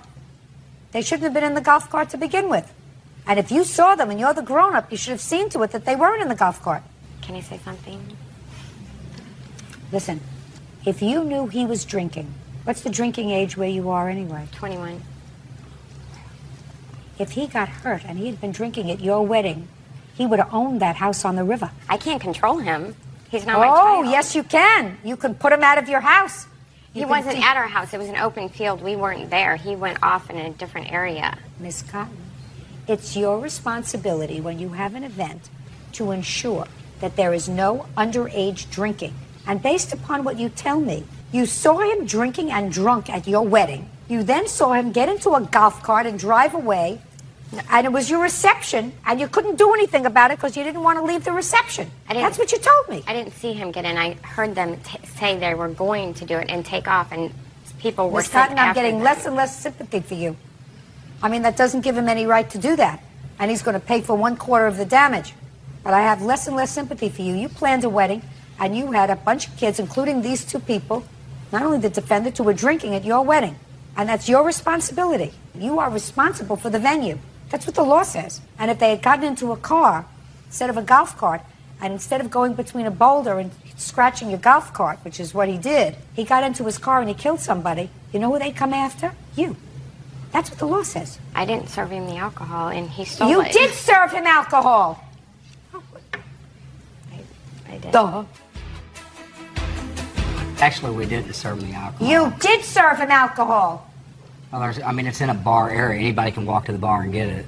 He didn't get it from the bar. He did go and take Did you get it from the bar? Actually, there was a fountain outside the wedding reception that had Right. wine, and there's a cup there and cups, and you could just go in and pour yourself some. And did you not look at me and I told Just a you to put second. it down? Just a second. Oh, Is yes, that what you you're did, telling me? darling. Then what you do is when you have children and you have open alcohol, you ensure that the children who are there don't drink the alcohol. Well, Miss Cotton, you're going to talk to me. You, me. Maybe you're used to getting the last word. I'm trying to tell you, 16 years of education and 30 years in the judicial system, it's your responsibility to ensure no underage drinking at your venue. Do you understand? Yeah. How much is it going to cost to fix this golf cart? $1,119.35. Your responsibility is $279, young man. Do you understand? Yes. Judgment for the plaintiff in the amount of $279, only because you have to accept a certain amount of responsibility. Think that's reasonable? Sure. Good. That's all. Coach Kiev says her former live-in boyfriend, Jovial Monzon, owes for the return of property and for the cost to repair her home. Miss Kiev, how long did you and the defendant live together? We lived with each other for over 5 years. In your complaint, you say it was 6. 6 years, yes. That's when the trouble started. And during the time that you were living together, were you working? Yes, I was working. Continuously? Continuously. And what about the defendant? Was he working? No, he was always between jobs. He had over 5 jobs. How long were you unemployed, Mr. Monson? It was like a month. But other than that, you were working? Yes, ma'am. And how did you arrange your finances? In my paycheck, I pay the mortgages and bills. And what about with his paycheck? His paycheck, whenever he can help me, he'll give me some money. It doesn't seem like a very, very appropriate financial arrangement. Did you have a joint bank account? At one point, we did. Oh, fine. So you had a joint bank account. And when you had a joint bank account, did you deposit your paychecks? Yes, I did, but money was missing from the account. Plus, child support was pulling money from the account because he owed over $53,000 in arrear back payments, which I have evidence. That's it. You have to show me. I got it. You picked him. Right. Bad apple. Well, I would have figured that out if it's true within a year, not 6 years. You have no children together? No. Perfect. This is your complaint. You say that he trashed your house when he moved out, and you want him to fix up the house, that he also took all the property in the house. When he moved out, you want the return of value of your property. You also say that he has a car that was evidently in both your names. You don't necessarily want the car back, but you want your name off the title because you don't want to be responsible for the car anymore. Correct. Now, Mr. Monzon says that the car is just as much his as it is yours, right? Yes, ma'am. Who paid for it? Apparently I did. What do you mean apparently? What does that mean? Because she said that I didn't make the house payment, so then my check only paid the Montero, so I guess the Montero's mine then. I have... I mean, that's what she told me. My check wasn't making the house payment. It was just paying the bills in the Montero. Hello, how did you make the house payment then? Did you take any property from the house, sir? The property I took from the house... No, the answer is either yes, I did. Or no. What property did you take from the house? I took some furniture that I bought. That you bought when? When we were together. From what money? Is not an answer. Like August. From the money August? I mean, what'd you say about the furniture? I mean, you're confusing me, I'm sorry. I want you to try to pay attention, not try to think ahead. Okay. It will be too taxing for you. I want you to think of what I'm saying just at the moment. Do you understand? Yes, ma'am. Where did you get the money from that you used to purchase the furniture? Oh, from my check, from my work, my job. Okay. Did you deposit it in a bank account? Well, I gave her my check, and I had my own money. You mean you had different money from the money that you earned from your work? Since we were no longer together, as she claimed, I wasn't going to give her the rest of my check anymore. I'm asking you about the furniture that you purchased, sir, that was in the house. Yes, I purchased it. Oh. See, this is not going to be easy. Listen, almost marrieds don't cut it in court, especially this one.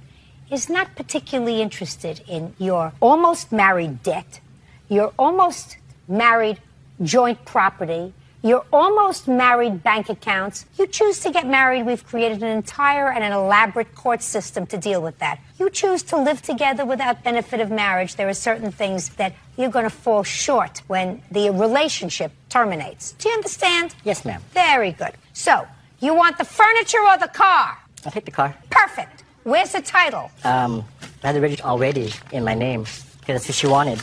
Fine, so it's out of her name now. Yes, it is.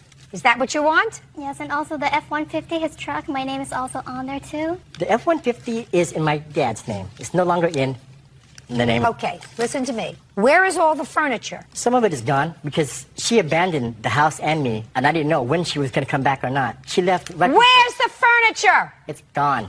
Did it fly away, sir? Did the earth open up and take it? Some of the furniture was still there. Okay. Mr. Monzano, you're making my life very easy, sir. Very easy. Let me see pictures of the house, please. Do you want to see the before or after? I want to see both. Okay. And the property that he took from the house, give me an approximate value of this furniture that's gone. The ones that I'm concerned about are my computer, armor, passport, necklace that I got from my mom, my late mother, and... That's not furniture, madam. You're not talking furniture.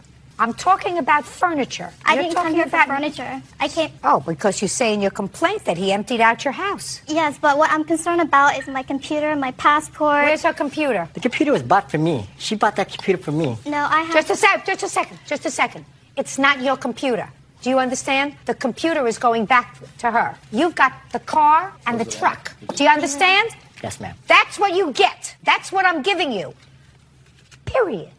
Everything else goes back to her, including the computer. Do you understand? Within 5 days, the computer goes back to her. Otherwise, what I'm going to do is I'm going to cut an order to motor vehicles to transfer the titles to both the truck and the car back to her name. Do we understand each other, sir? Yes, ma'am. Do you know what kind of an agreement you signed when you came here? That every decision that I made, you would abide by. Yes, ma'am. Perfect. Within 5 days, the computer goes back to her in good condition. Because if it's not, I'm going to take your car away. Now do we understand each other, sir? Yes, ma'am. Perfect. Okay. Now I see the nice house. By the way, you have her passport, too? No. You're going to have to write away for another passport. All right, it's got a nice house. Can I see the after, please? Perfect. Oh, my goodness gracious me. Mr. Monzone, what were you so angry about, sir? Well, I was angry at her, but I didn't take it out on the house. House don't hit back. I understand from reading the complaint that there came a time when you weren't there. He changed the locks on the house. Did you change the locks on him? Prior to November, I did. Did you let him back in? No, he kicked the door in. And what did you do? I called the police because And the police told you that you couldn't lock him out? No. Okay. Did he come back into the house? He came back into the house. How? He kicked the door into the house. You already told me that he kicked the door once. Right. And the police were called. Right. What happened when the police were called? They told me that you shouldn't have locked him up because he has every right to be here. You shouldn't have. That's what I thought. Because I was coming home from work, and I didn't know I was being locked out anyways. I would have locked you out a long time ago, but that's just me. Who made the holes in the wall, sir? I don't believe you. Okay. I don't believe you at all. When I left the house, it was in good condition. Not now. So either you did it or she destroyed her own house. Your Honor, I was served some papers from one of her lawyers saying that they hear voices in the house. And, if they hear voices in the house and I'm at work, hello, what did that tell you? Somebody else is in the house. Call the police, I'm being robbed. Mr. Monzon, you walked out of the house with probably the only two valuable things that were there, which were a car and a truck. Now you say one is in your father's name. How did it get in your father's name? He was the one who bought me that truck. And they just put it in our name just to show him how much they cared about us. That they didn't want nothing to do with it. He bought the truck for? For me, but to put it in our name. He put it in your name because you owed back child support and they were going to take the truck if you put it in your name alone. Who are you kidding? No, that wasn't the reason why. Wasn't the reason why? But it was a very good reason. Is that smart of me to think of that? Yeah, it is, but it wasn't the... Right. Right. How much is it going to cost you to clean up this mess? I don't live there, so it's hard for me to get somebody to go and give an estimate. I've been working with my realtor, and she's been trying to get someone out there also, and we haven't... Well, how do you expect me to figure it out? It's a lot of damage. I have receipt from when I installed the carpet, brand new carpet, and the stove that he damaged. I have receipts of it. In what year did you install that? It was July 06 when I had the house on the market. And was he living there in July of 06? July 06, he actually went to rehab, drug rehab. He was gone for a week. You had been living with him. So if you put the new carpet in the house, madam, it's from monies that you had pooled together. No, this is money from refinancing my house. How much did you take out of the house? I took out to pay off the car, which was $21,000 on the car, and Which car? The Montero. You paid off the Montero? I paid off the Montero. I have the refinancing paperwork. Shows the check distributed to Mitsubishi. Can I see that, please? You paid off the car? Yes, I did. You want the car? I do want the car back. Oh, you want the car? But he refused to give me back the car, so I said, if you want to keep the car, then take my name off the title because I don't want any responsibility. But if I can get my car back, I would love to have my car back because I paid for that. She says she took out a home equity loan and refinanced the house for $21,000 and paid off the Montero. Is that true? I have paperwork here. I guess so. I mean, like, What year is the Montero? 2002. How much was it? $800 and something that apparently I was making the payments on. So you can't pay for both the house and the car at the same time? No, but apparently she said she was. It's her car and the house. Your Honor, the house, okay, the house, we bought the house together. I mean, like, I'm not even countersuing against that. When was the house purchased? It was purchased like 2 years ago, which my parents gave her $15,000 so she can purchase the house. We I could. Gotcha. So, I mean, Gotcha. And the house was put in her name? No, she put it in her own name. I said the house was put in her name. Right. Why would you put my name in there? Why? Because you owe $53,000 in back child support. That's why. And they would have taken your house. That's why it was put in her name. Same reason that the cars were put in other people's names other than yours. Have you paid your child support? Yes, I pay it out of my paycheck. Comes Oh, out because now they take it weekly. out of your paycheck. Yes, I pay Good. it. Who are you living with now? I'm between houses. You're living in one of your cars? No. I'm supposed to be leaving to go to Denver. Apparently, I had to come here first, take care of this. Leaving for Denver for what? To start anew, to get away from the plaintiff. Where are your children? My children are in California. And where are you living now? I'm living in Benicia right now. In California? Yes. So you're moving hundreds of miles away from your children? Yes. Oh. Yeah, I know. I chose her over my kids. Stupid, huh? She gave me the choice. Listen to me. Yeah, I know. Nobody makes you make that choice, sir. You're right. Nobody makes you make that choice. Biggest one I made.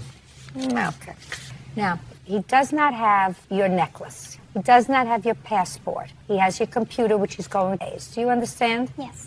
The house is in your name. Yes. Did you get a deposit for $15,000 from his family for the house? It was $12,000, yes. So you did. Did you pay them back? I did. When? I borrowed $12,000 for the first house that I bought. When I sold that house and made some money, I paid them back after I sold the first house. What about a down payment on this house? I bought it with $0 down. With $0 down? Yes. The money was to put in the bank to show that I can make the payment. And where did you get that money from? I borrowed it from my sister and from his mother. From his mother? Yes. Did you give it back to her? I did. Yes, I did. Did she give it back to your mother? I don't know. You were there. Okay, fine. Okay. You get your computer back, and I believe that you're entitled for money for the car because I believe that you made a substantial payment on the car. He's going to take your name off the title. He says he's already taken care of that. But I believe you when you say you took out a home equity line of credit, and from that you paid off the Montero, so I'm giving you a judgment for $5,000, unless you want to turn the car over to her. What's your pleasure? I'll keep the car. Judgment for the plaintiff in the amount of $5,000. That's all. Robert Skelzy says ex-girlfriend Chalise Roberts owes for rent and the return of his clothes. Chalise says the money and clothes were both gifts. Thank you, Bird. You're welcome, Judge. Mr. Skelzy, you and Miss Roberts, according to the complaint that I've read, dated for a period of time. You claimed that you made her a loan of $250 at some point for rent. In addition, after you were no longer together, you never lived together, but you probably stayed over occasionally at her house because you claim you have some clothes at her house that she refuses to give you. A few nights, yes, Your Honor. Ms. Roberts says that the $250 that you gave her for her rent was a gift and that everything in the house that was yours, you took. When did you date Miss Roberts? From when to when? We met each other in January of this year. We met off a chat line kind of thing. We just started dating right off the bat. You both live in the same community? Yes, in the same area, yeah. And when was this loan that you gave to her? The loan was in May. She was having financial difficulties. Tell me about the conversation that you had with her when you discovered she was in financial distress. Actually, she asked me. She said, No. She did. She asked me. She goes, I'll do anything for you. Can you loan me some money? I'm having financial difficulties. I said, can you ask, one of the fathers of your children He offered to do give it Listen this. to me, Miss Roberts. Don't speak again until it's your turn. And she said that she didn't want to do it because she was scared of like a custody thing. I said, okay, I understand. I have the extra money, and I'm going to need the money back soon, but I have the money right now available to you. I said, so here's the money. I wrote it out to her landlord. You have a copy of the check? Oh, yeah. I'd like to see it. Yeah.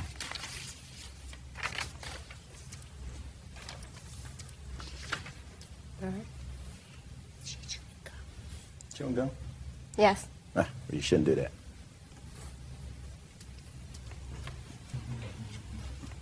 Okay, May 23rd. Was she late in her rent? She wasn't working because she was sick, No, no, so no. was she late in her rent? No, I'm asking you. This is dated May 23rd. Was this for May's Yes. rent? Yes. So you were almost a month late in your Yes. rent. Okay, so that's the loan. She never paid you back. No, ma'am. When did you stop dating Miss Roberts? Oh, we stopped dating in like the end of February. We became friends with like benefits kind of thing. And, you know, I'm not one to move fast with a relationship. And her feelings moved fast with me. So you stopped dating in February, Yeah. but remained friends. Oh, yeah, close friends. Very close. And shortly after the loan, you stopped speaking? Almost automatically right after the loan. She said she was busy with work and everything else, but all of a sudden a day-to-day, you know, call or hanging out or whatever becomes, I didn't hear from her for like a week. Okay. And what clothes do you have at her house, Mr. Nike Sosa? sweatshirt, a Champion sweatshirt, and a Nike pair of shorts. Okay. You're not going to bother me with those things, are you? You know how many years I went to school? You know how many years? A lot of years. You don't More think than I'm me. going to be bothered by a Nike sweatshirt or a Nike sneaker, or whatever it is that you're just talking about. I value my clothes. Yeah, good. Shouldn't have left them at her house. I thought I could trust her. Listen to me. This is not a give and take. All right. Do Sorry. you understand? Mm-hmm. We're not on an equal footing. Okay. I will discuss this alleged loan. I also have a proof on a tape recorder. That She admits to borrowing the money. I got it off my answering machine. I'm going to hear it. Right now? Now's the time. 2 p.m. Here, as your life, if you think you're going to be taking me to court and thinking you're going to invest $100 more than what you let me borrow to clothes, come on now, Rob. It's ridiculous. There's clothes that you gave me to see what the you get out of me, all right? You want to do it this nasty way? I'm going to be a nasty do it evil too. There is a way to communicate, Miss Roberts, that doesn't involve profanity. You do understand that? Yes. Now, how old are you, madam? 26. And how many children do you have? I have 4. And how many fathers do your 4 children 2. have? 2 for the youngest, 2 for the oldest? Yep. No, she told me. How old are your children? 9, 8, 6, and 5. Okay. Why did you run short of money? Because I was out at work, I was sick. What was the matter with you? I had strep and mono. For how long? For 2 weeks. So what did you say to the plaintiff? We were friends. I cried to him that I was late in rent. He offered to give me the money. At first, I said I didn't want to. And then, like a week later, I mentioned it again, how I was stressed out. And No, he you didn't offered mention it again. That's not a mention. First, you told him you cried, offered you the money. You said no. Okay? Then it's over. You say no. Right. But then a week later, what did you say to him? Then I was crying again, stressed out that I was behind. And then he offered again.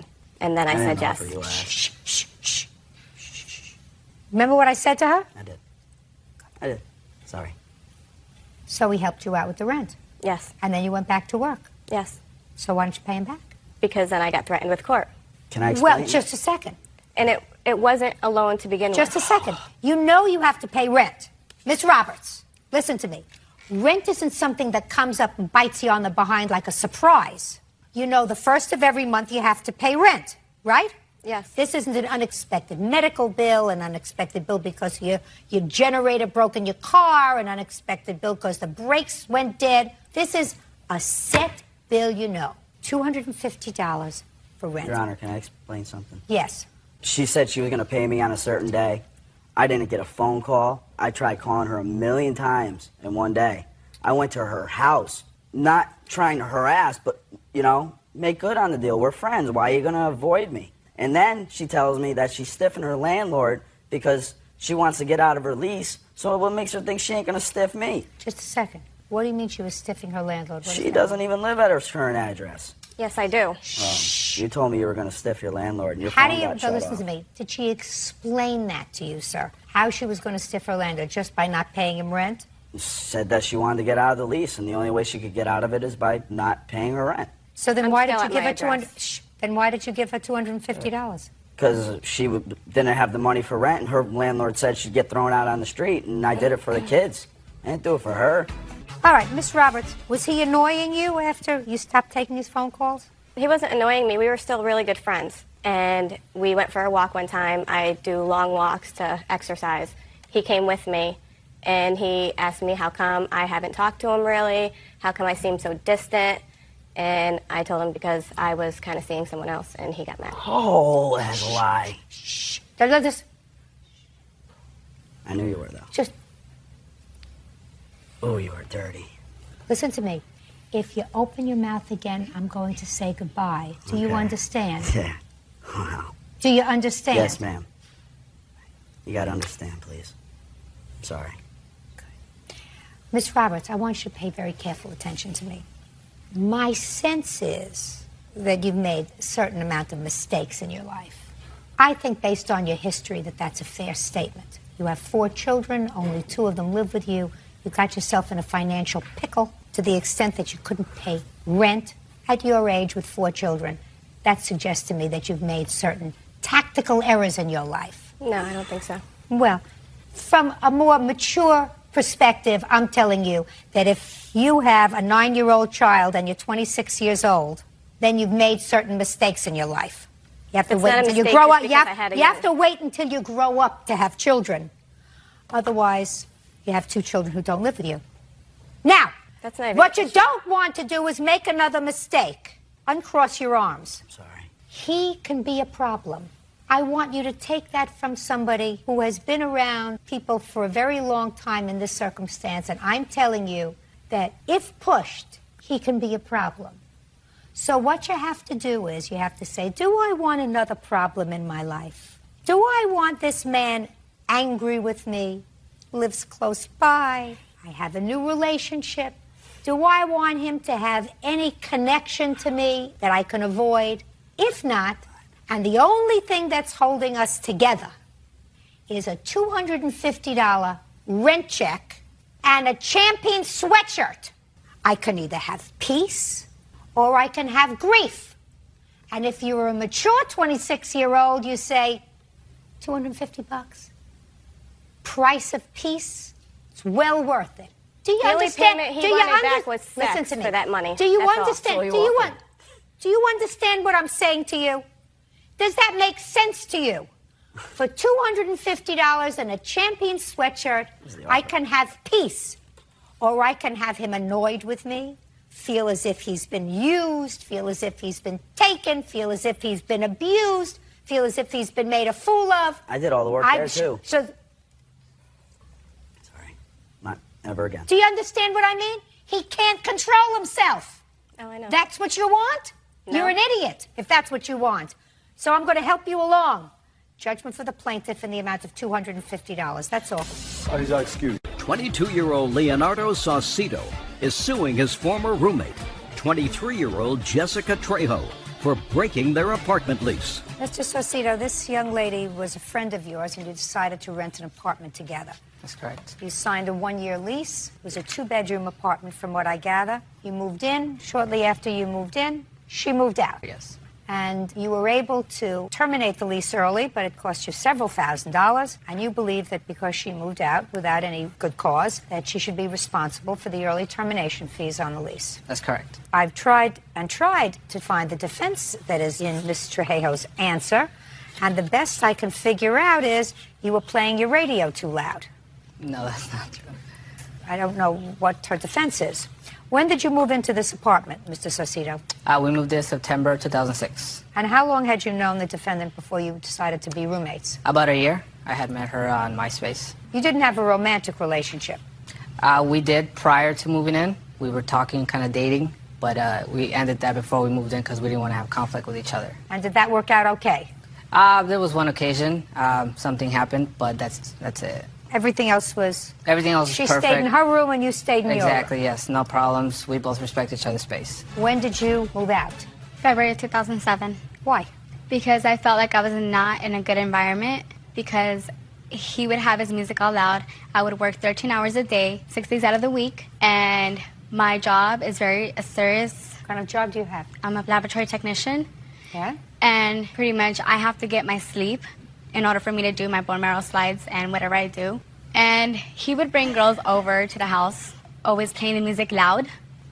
And I could never get my sleep. I would come home 11 o'clock at night from work, and I would shut my door, try to go to sleep. I couldn't. There was always things slamming doors, slamming cabinets, and there was no way of me getting my sleep. That's not true. I would be going to sleep until 3 o'clock in the morning, 2 o'clock in the morning. So that's your defense. Your defense was that he played the music too loud.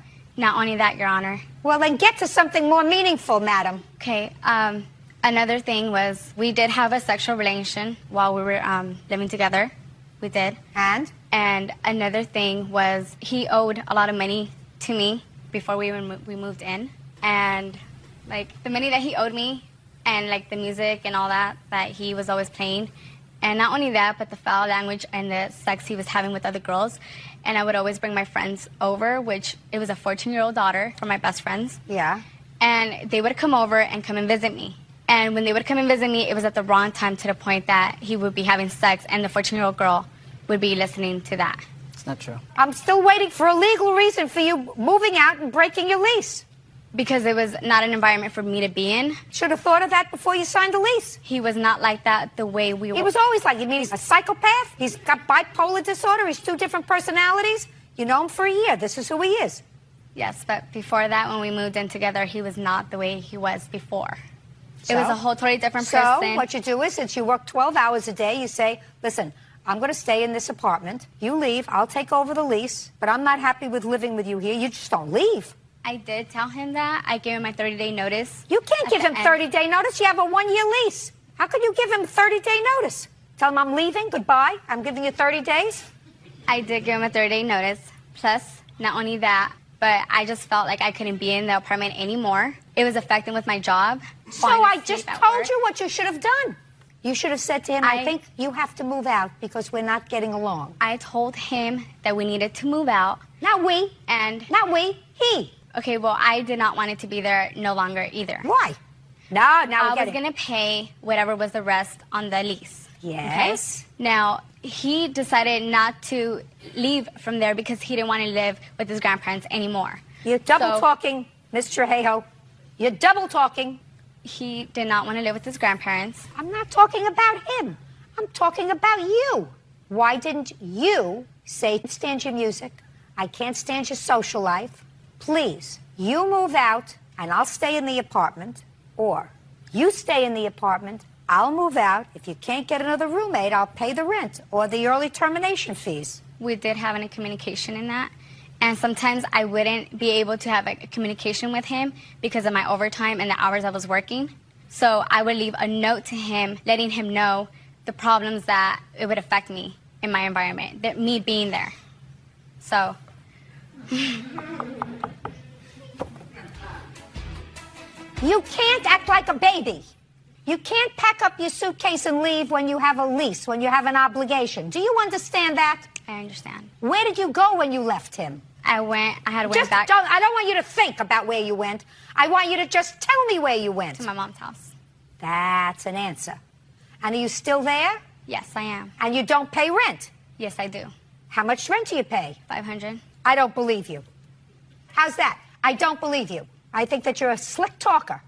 But I think you did the wrong thing with regard to this young man. You have no valid reason that you moved out of that apartment. None. The radio was too loud? Tell him to turn the radio down. You wrote him letters? Let me see the letters. I assume you kept a copy. No, I didn't. Well, of course not, because it's a lot of baloney. You don't like him having women in the apartment? That was your arrangement. Your arrangement was you were moving in as friends. That's why you moved into a 2-bedroom apartment instead of a 1-bedroom apartment. How much did you pay in fees to terminate the lease?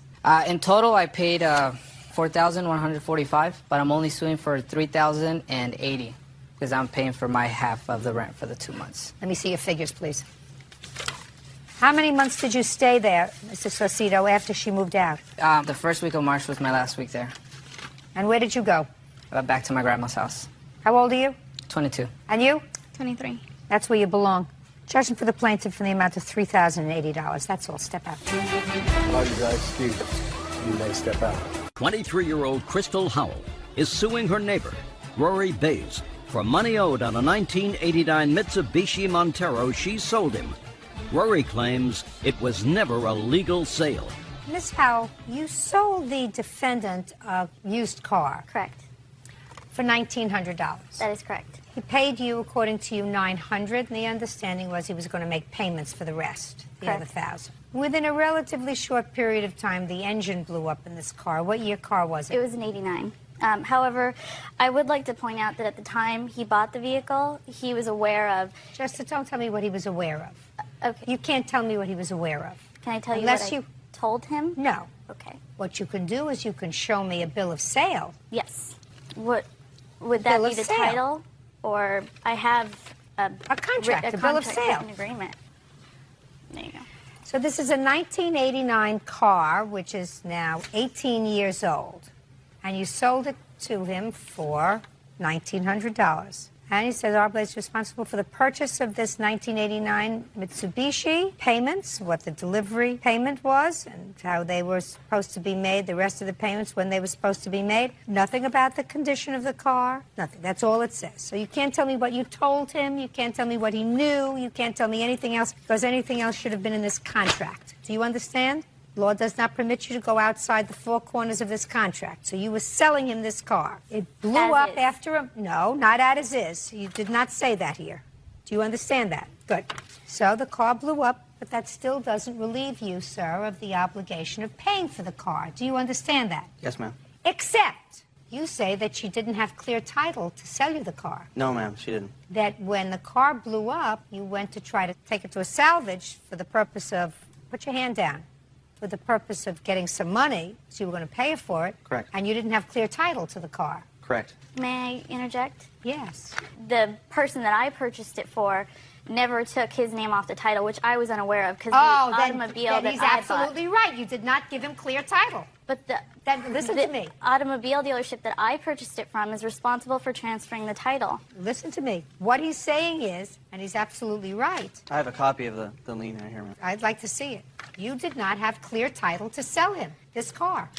However, I will say that when I purchased the vehicle, I'd owned that car for 6 years. I purchased this off 3 years before selling it to Rory. Hugh is the lien holder. He was the gentleman that I purchased the car from. Miss Howell, I owe what him no I'm money. telling you is you did not give him clear title to this car. I was unaware of that. How much did you pay for it? I paid $2,900 to $3,500. I'm not positive of the amount. Let's say you paid $2,900 for it. You sold it to him for $1,900. You got $900 from him, which means you had the car for 6 years or so, and it cost you $2,000. Do you understand what I'm saying? I feel badly at all dismissing your claim. But not at all.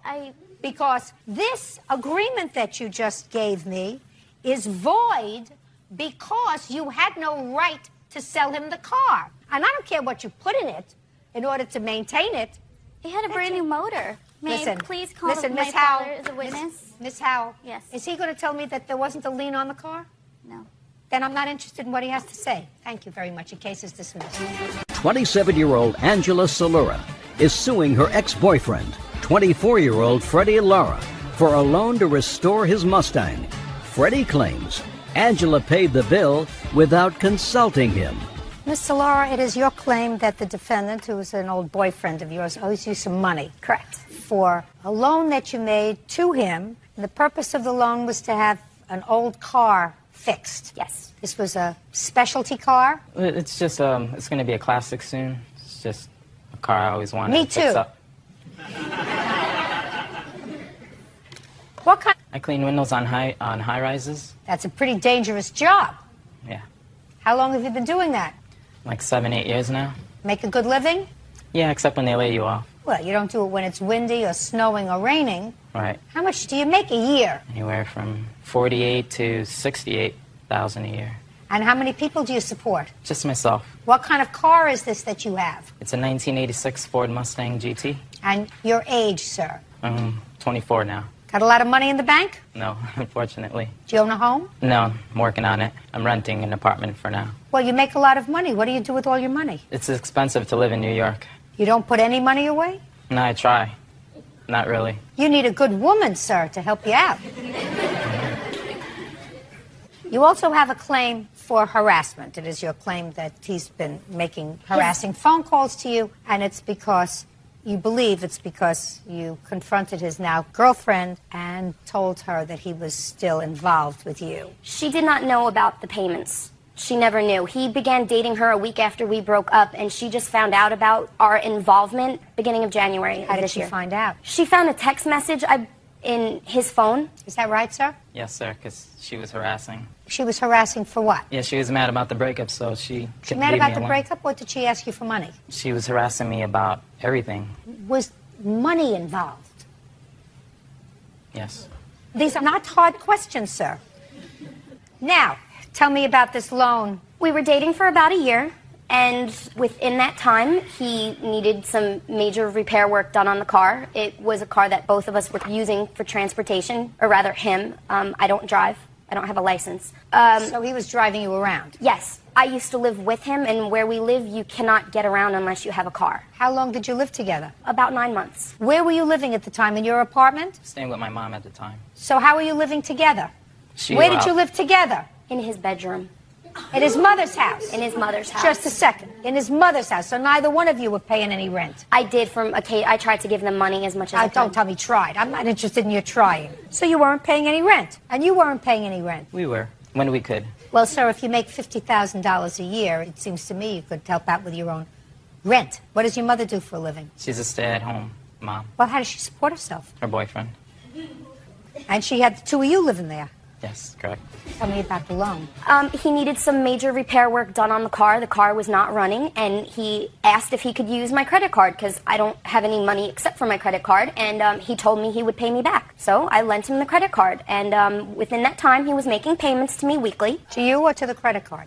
He was giving them to me, and I was paying the credit card because the credit card was in my name. How much was he giving you? Anywhere from $100 to $200 a week. Tell me when you actually put the bill on your credit card. What was the date? Between June and July, 7 transactions were put on the credit card in the amount of about $5,000. I'd like to see it. Sure. Who had physical possession of the credit card? I did. So how would this money be placed on the credit card? A few times I went with him to use the credit card, and there were a few times where I just gave him the card. And I never used the credit card, Your Honor, with the exception of maybe 1 or 2 times. It was all of the car repairs. Who has the car now? It's his car. He has it. When did you break up? August 26th of 2006. So shortly after the car was taken care of. Now, Mr. Lara, I read your answer. Your answer says that you had made an arrangement with the place that was fixing your car, that you were going to pay them out. Yes. And she took it upon herself to go in with a credit card and pay the bill. But that's not true, because there were 1, 2, 3, 4, 5, 6, 7 different times that the credit card was used. So you must have known about it. Yes, I did. And did you say, don't do it because I'm going to pay them Absolutely. out? I insisted Each that time. she didn't do it. Each time. You said, don't do it because I'm going to pay them out. She said it's something we both need, so... I believe that. No, I believe that. Listen to me, Mr. Lara. I believe that she said to you, listen, I use the car because she did use the car. So she said, we're both using the car, so I'm going to pay for it. Instead of paying them, pay me. And she says that you were giving her money, Mr. Lara. Yeah, I felt bad. I didn't want her to spend so much for Now, a gift. you felt bad when you were living together? Yes. Speak up! Yes. Scared to death of me or what? Are you always this low energy, sir? Yes. It's very hard to get excited with you, Mr. Lara. Mr. Lara, I want you to pay careful attention to all my words, sir. While you were living together, you felt badly about what she spent on the car, on your car, so you were giving her money. Yes. After you broke up, you stopped feeling badly, so you stopped giving her money. Is that what you're telling me? She kept on harassing... No. Don't tell me her. I don't want to hear harassing. I want to hear, while you were living together and using the car together, listen, I want you to follow the logic of this. You were paying her while you were together and using the car together, right? Yes. After you broke up with her and started to see your new girlfriend and she wasn't using the car anymore with you, you didn't feel badly anymore, so you stopped giving her money. Well, I didn't want it to interfere with my relationship. She kept harassing me because things with her who she was trying to get with wasn't going well, so I think she's suing me because of the I don't breakup. give a rat's behind what you think. I asked you a very simple question, and you understand my question, because I don't think there's total vacancy between your ears, sir. While you were together, and both using it, you paid her for laying out the money.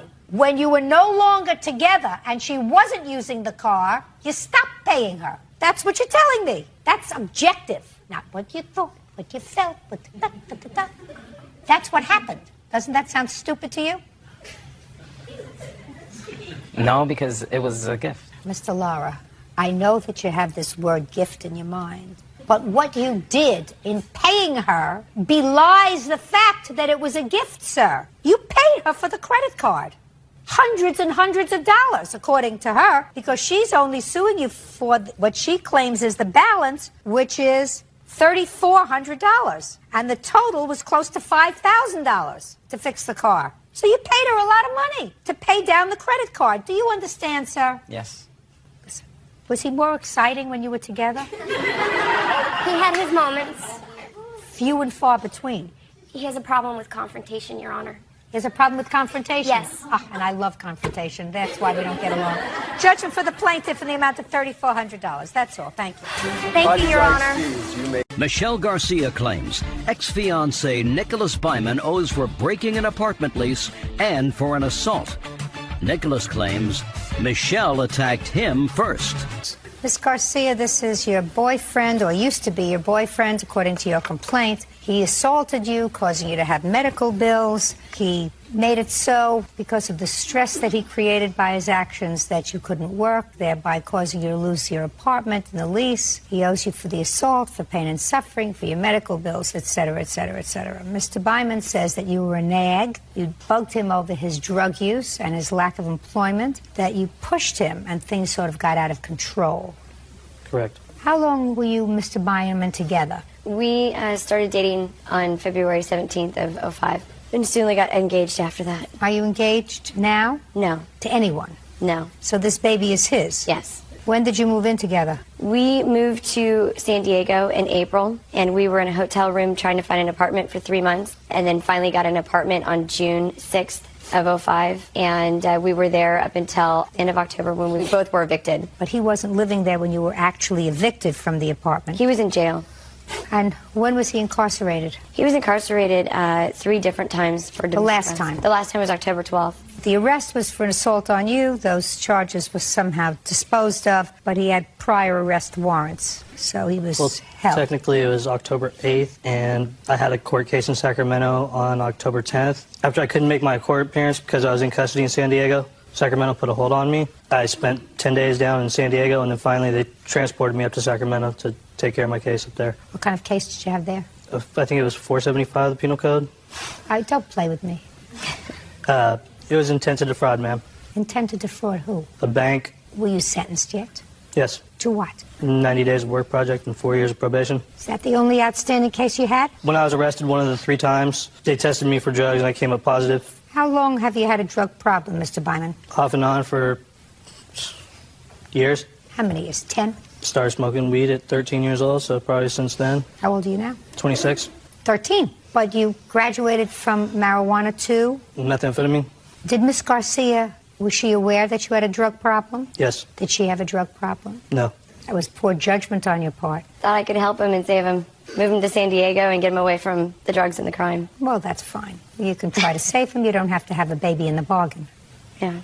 Now, according to what I read, Mr. Byman, in the complaint and in your answer, a lot of the fighting that occurred while you were together was because of your drug use and lack of employment. Is that right? That was part of it, but just money was also a big issue. Lack of employment. Yeah. And then you said something interesting in here. You said, well, at some point you went into a drug rehabilitation program. Yes. But you and I both know, Mr. Byman, that when you have a 13-year drug habit, a 10-day rehab program doesn't cut it. Like putting a Band-Aid on an open heart surgery.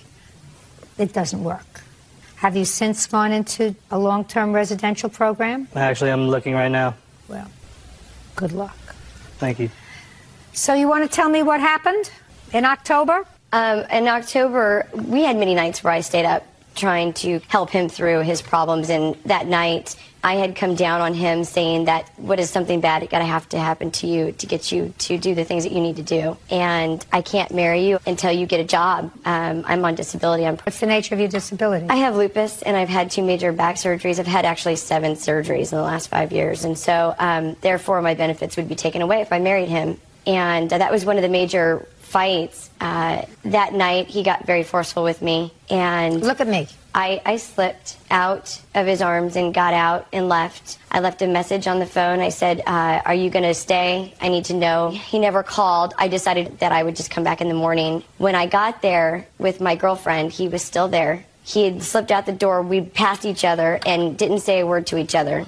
Basically, we were wanting to find out if he was using still at that point, and it was pretty obvious to me. I stayed there for about 4 hours, got some things ready, then took my girlfriend home. I was gone for about 2 hours, came back, and at that time... What'd you come back for? I had nowhere else to go.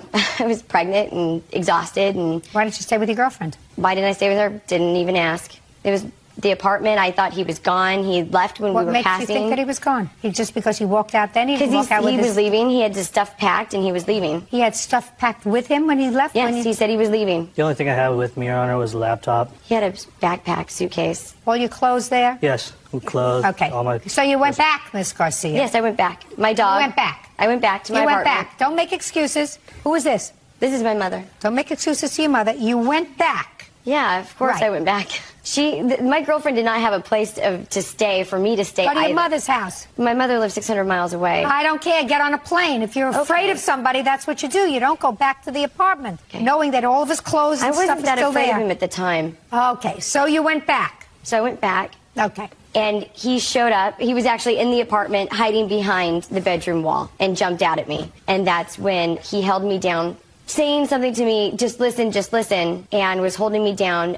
He would pick me up and throw me on the couch, and then I would slip out of his hold, and then he would catch me and do it again, and then catch me and do it again. And that went on for about 45 minutes. I remember screaming through the window, help, help, at the top of my lungs, that I didn't have a voice afterwards. I finally, don't know how, but after he hit me in the stomach, I don't know if it was with his fist or with something, but I couldn't breathe. Did you hit her? No, I didn't, Your Honor. Go ahead. I was able to run through the hallway. I had my keys hanging up in the hallway there on this caddy, and grabbed them and ran out the door. He followed me outside down the stairs and proceeded to want to hold me down. And then I think he realized that we were outside, and I was crawling to the car to get into the car to lock myself in the car. And my neighbor saw me, called the police, ambulance came. I was in sinus tac. Went into trauma for about 6 hours. They kept me over the night, watched the baby and make sure the baby was okay. It was about 5 months pregnant.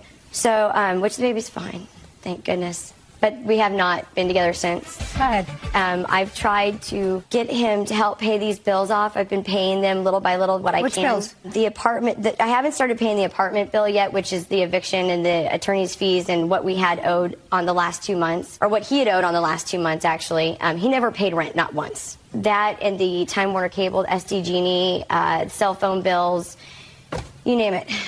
I'm paying all of it. We still owe about $11,000 right now, and I'm currently just paying $25, $5 when I can. Well, show me. Show me that you're paying them. Let's see. Here's a bill for, there's just 1,000 of them. The bill for the TV, the bill for... I don't want you to show me the bills. I want you to show me that you paid them. Yeah, it's got receipts attached to them. Great. Can I see it, please? These are the receipts. Let's see here. Then I've got my ambulance bill. I don't have the hospital bill yet. You have the medical bill there? I have the ambulance bill. I don't have the hospital bill. No. What I want you to answer, Ms. Garcia, if you are on disability, which means you also have medical coverage based upon your disability, I want to see what the disability covered. You have Medicaid? They haven't covered this. I just got this in the mail. And it's Medi-Cal, yes. Medi-Cal. Well, then that has to be submitted to them. Yes, it does. I think he should have to pay it, though. Why should the state have to pay something that he caused? You want a check written to the state, written to the ambulance? Well, that means that he's going to give you less money once this baby is born. Wouldn't that be stupid? Yeah, like he's going to give me any money.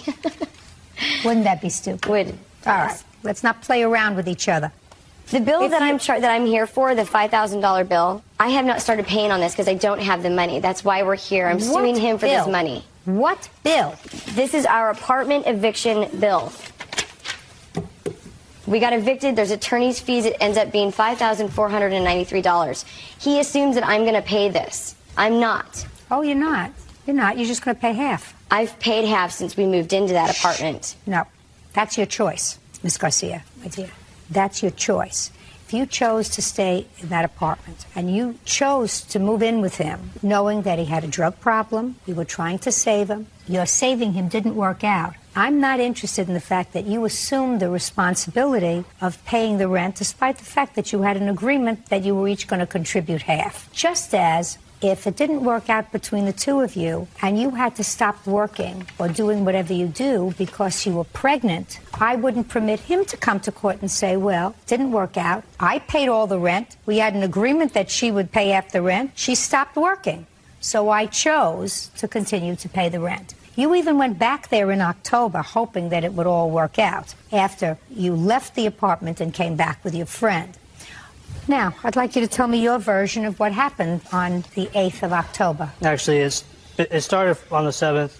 We got in an argument about the money that we owed when we went to court for the eviction. They gave us 2 weeks when we went to arbitration. Hold on a second. You mean you were still together at the time that you were being evicted? Yes. Is that right? We had gone to court during the first month that they approached us and put a note on our door. Miss Garcia, you understand what I'm saying to you?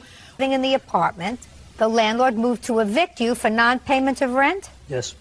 Okay. Yeah, I paid Now it becomes clear. Go ahead. Well, we got in an argument over what we were going to do. I was trying to come up with the money some way, somehow. Couldn't. Look at me. Don't look at the desk. Sorry. Well, you're still looking at the desk. Of course I have it.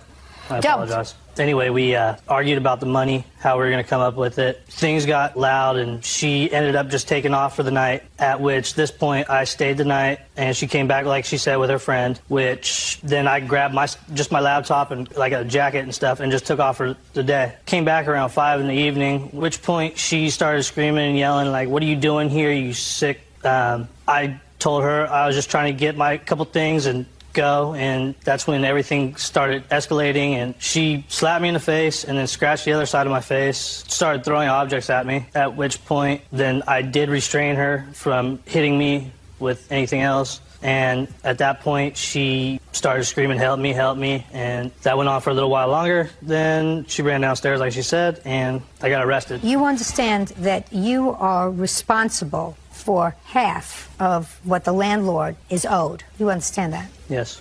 Okay, that's $2,718. Well, I didn't pay for either the down payment the first month or the second month. My mother actually paid for all that. And?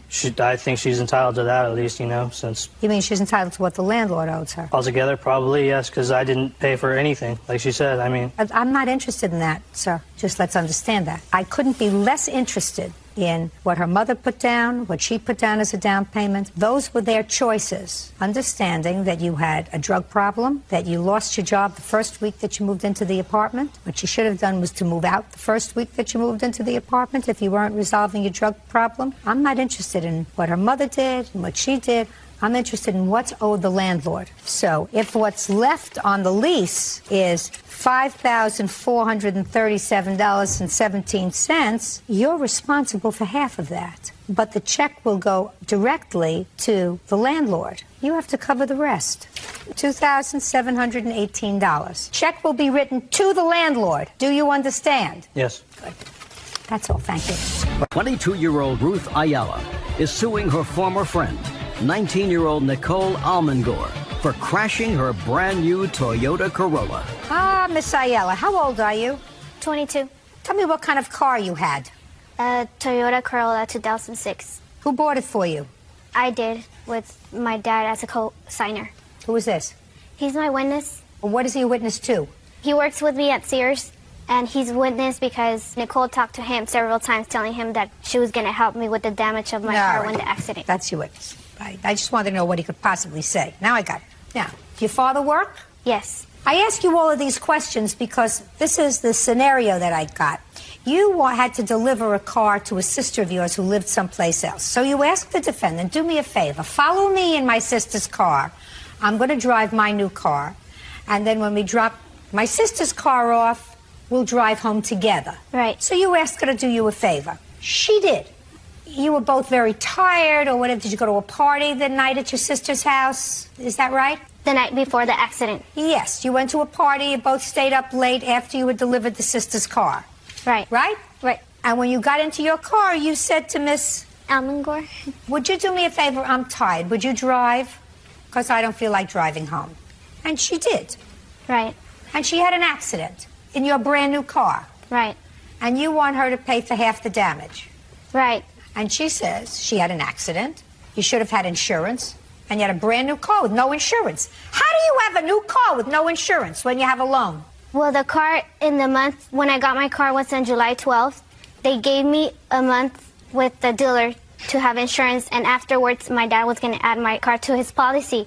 So they took pictures of my car on August 26th. So the insurance was in process, which I thought... Just a second. July 12th you bought the car. Right. The dealer had insurance for 1 month. That's August 12th. Right. There's a big gap here between August 12th and August 26th. What were you doing, in hibernation? You were sleeping? No question. From August 12th to August 26th, at least, when they were going to take pictures, you had no insurance. They were giving you insurance for a month so that you could get it all in place in the month. You waited until it was all over to get insurance? It was in the process of getting the insurance. You had no insurance. That's your fault. If you had insurance, they would have covered whatever damage you had to the car. Right. Right? Right. That's your fault. Yes, it's my fault. I know that, and I accept the responsibility, but it was in the process. My dad was going to add it to his policy. So is it your fault or your father's fault? It's my fault in the first place. It's your fault in the first place? Then you've got to pay for the damage. But she was driving my car. She was doing you a favor. She had an accident. She didn't have it on purpose. I asked you her asked to slow her down. drive. You asked her to drive your car. Yes, and I asked her to slow down because I knew how traffic was going to get, and she didn't. I don't believe that for a second. You asked her to slow down because you knew the traffic was going to get bad, so you asked her to slow down? I asked her to slow down because she was driving too fast. I don't believe you. I didn't even ask her, and I don't believe you. Well, I got the police report and the pictures of the damage of the car. I believe your car was damaged. I believe she was in an accident. I know that if you had had proper insurance on your car, the insurance would have paid for the accident. She wasn't being reckless. You asked her to drive. Why didn't you drive home? I asked her if she minded. She said no. That's not why didn't you drive your car home? Because I wanted to rest. I was tired. So you wanted to rest or you were tired. Did you go to sleep in the long ride home? No, I didn't. You mean you kept your eyes open? Yes. And you should have driven. Listen, when you're very tired, everybody knows if you're really tired and you get into a car and you've been up partying the night before and somebody else is driving, you're out. As soon as that hum starts to go, I'm getting tired as I'm telling the story.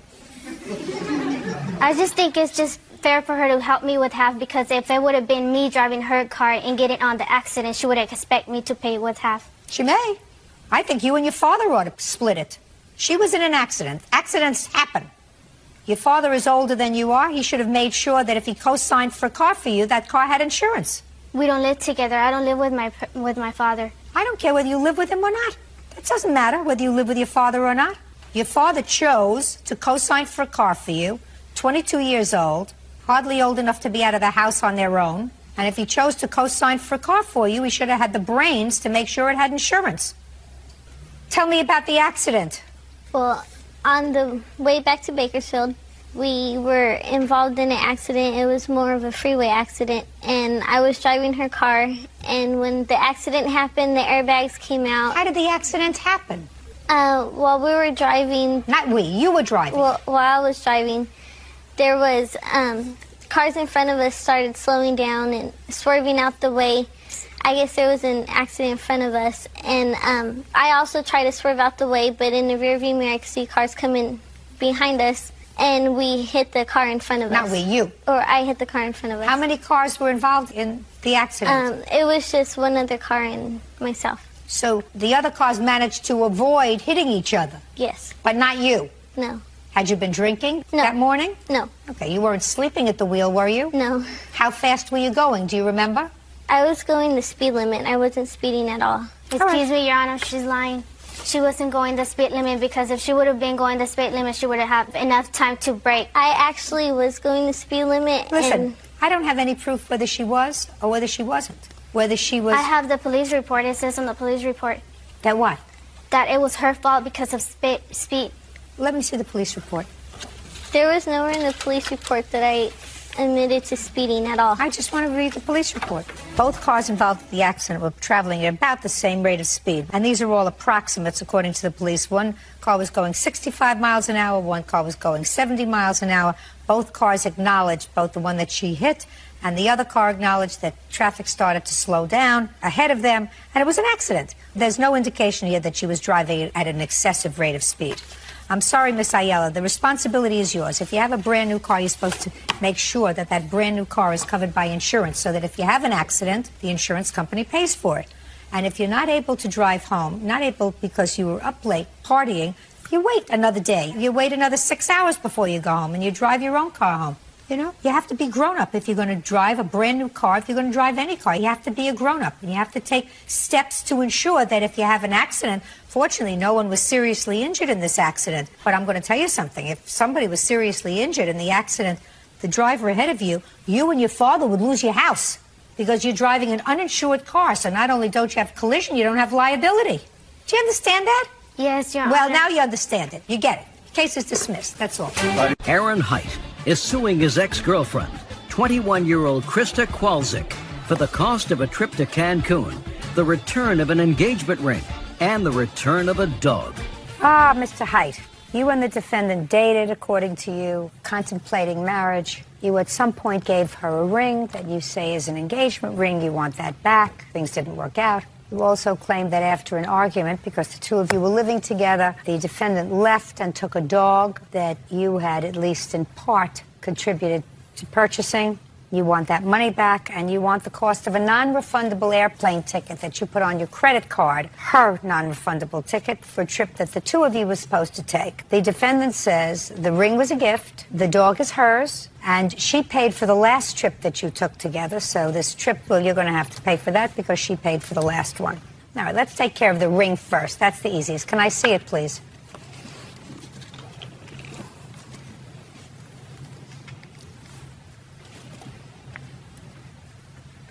Well, that certainly looks like an engagement ring to me. You know, it comes under the old category, if it walks like a duck and quacks like a duck, it's a duck. You know? Yes. When did you purchase the ring, sir? Actually, I purchased the ring in 2004, Your Honor. For her? No, Your Honor. I didn't know her back in 2004. You mean just in case you met somebody? No, I was in a relationship before, but I never gave that ring to another girl. I just had it, and I couldn't return it back then. So it never was on another girl's finger. But I did have it, Your Honor. Okay. By the way, did you ever tell her that you've had this ring since 2004? I didn't mention that, Your Honor. Go ahead. Okay. Me and the defendant, we broke up January 8th, and when she took possession of that ring was February 6th. She invited me, because we had that dog together. It was her dog. His name's Monty. So she invited me to go and see how the dog was progressing, see how big he got. It was a dog school. So it was a dog school behind a pet store. So I went. And during our relationship, Krista was always like, if you ask me to marry you, the answer is yes.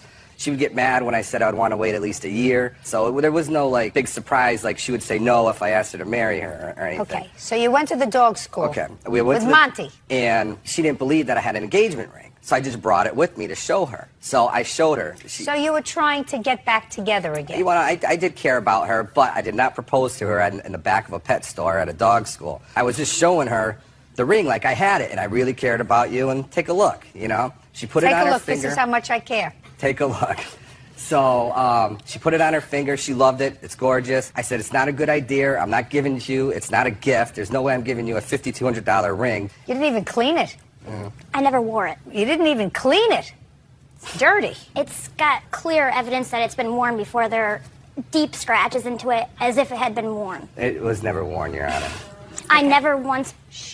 Well, she did put it on because she put it on her finger that day and got in her car. Doesn't make any difference. Go ahead. So you let her try it on. I let her try it on, and I asked for it back. She was like, no, can I hold on to it? Her thing was, can I hold on to it? All right, that was on February 6th. On the 9th, I ended up still going on that Cancun trip with one of my friends. So you went?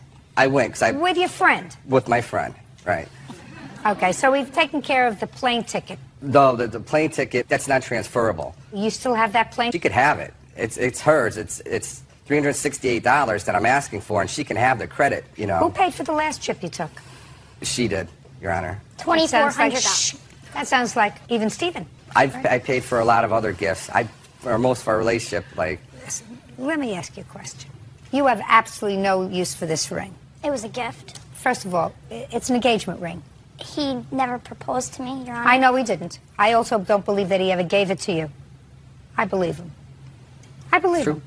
And if I didn't believe him, I would still tell you, you have to give it back to him.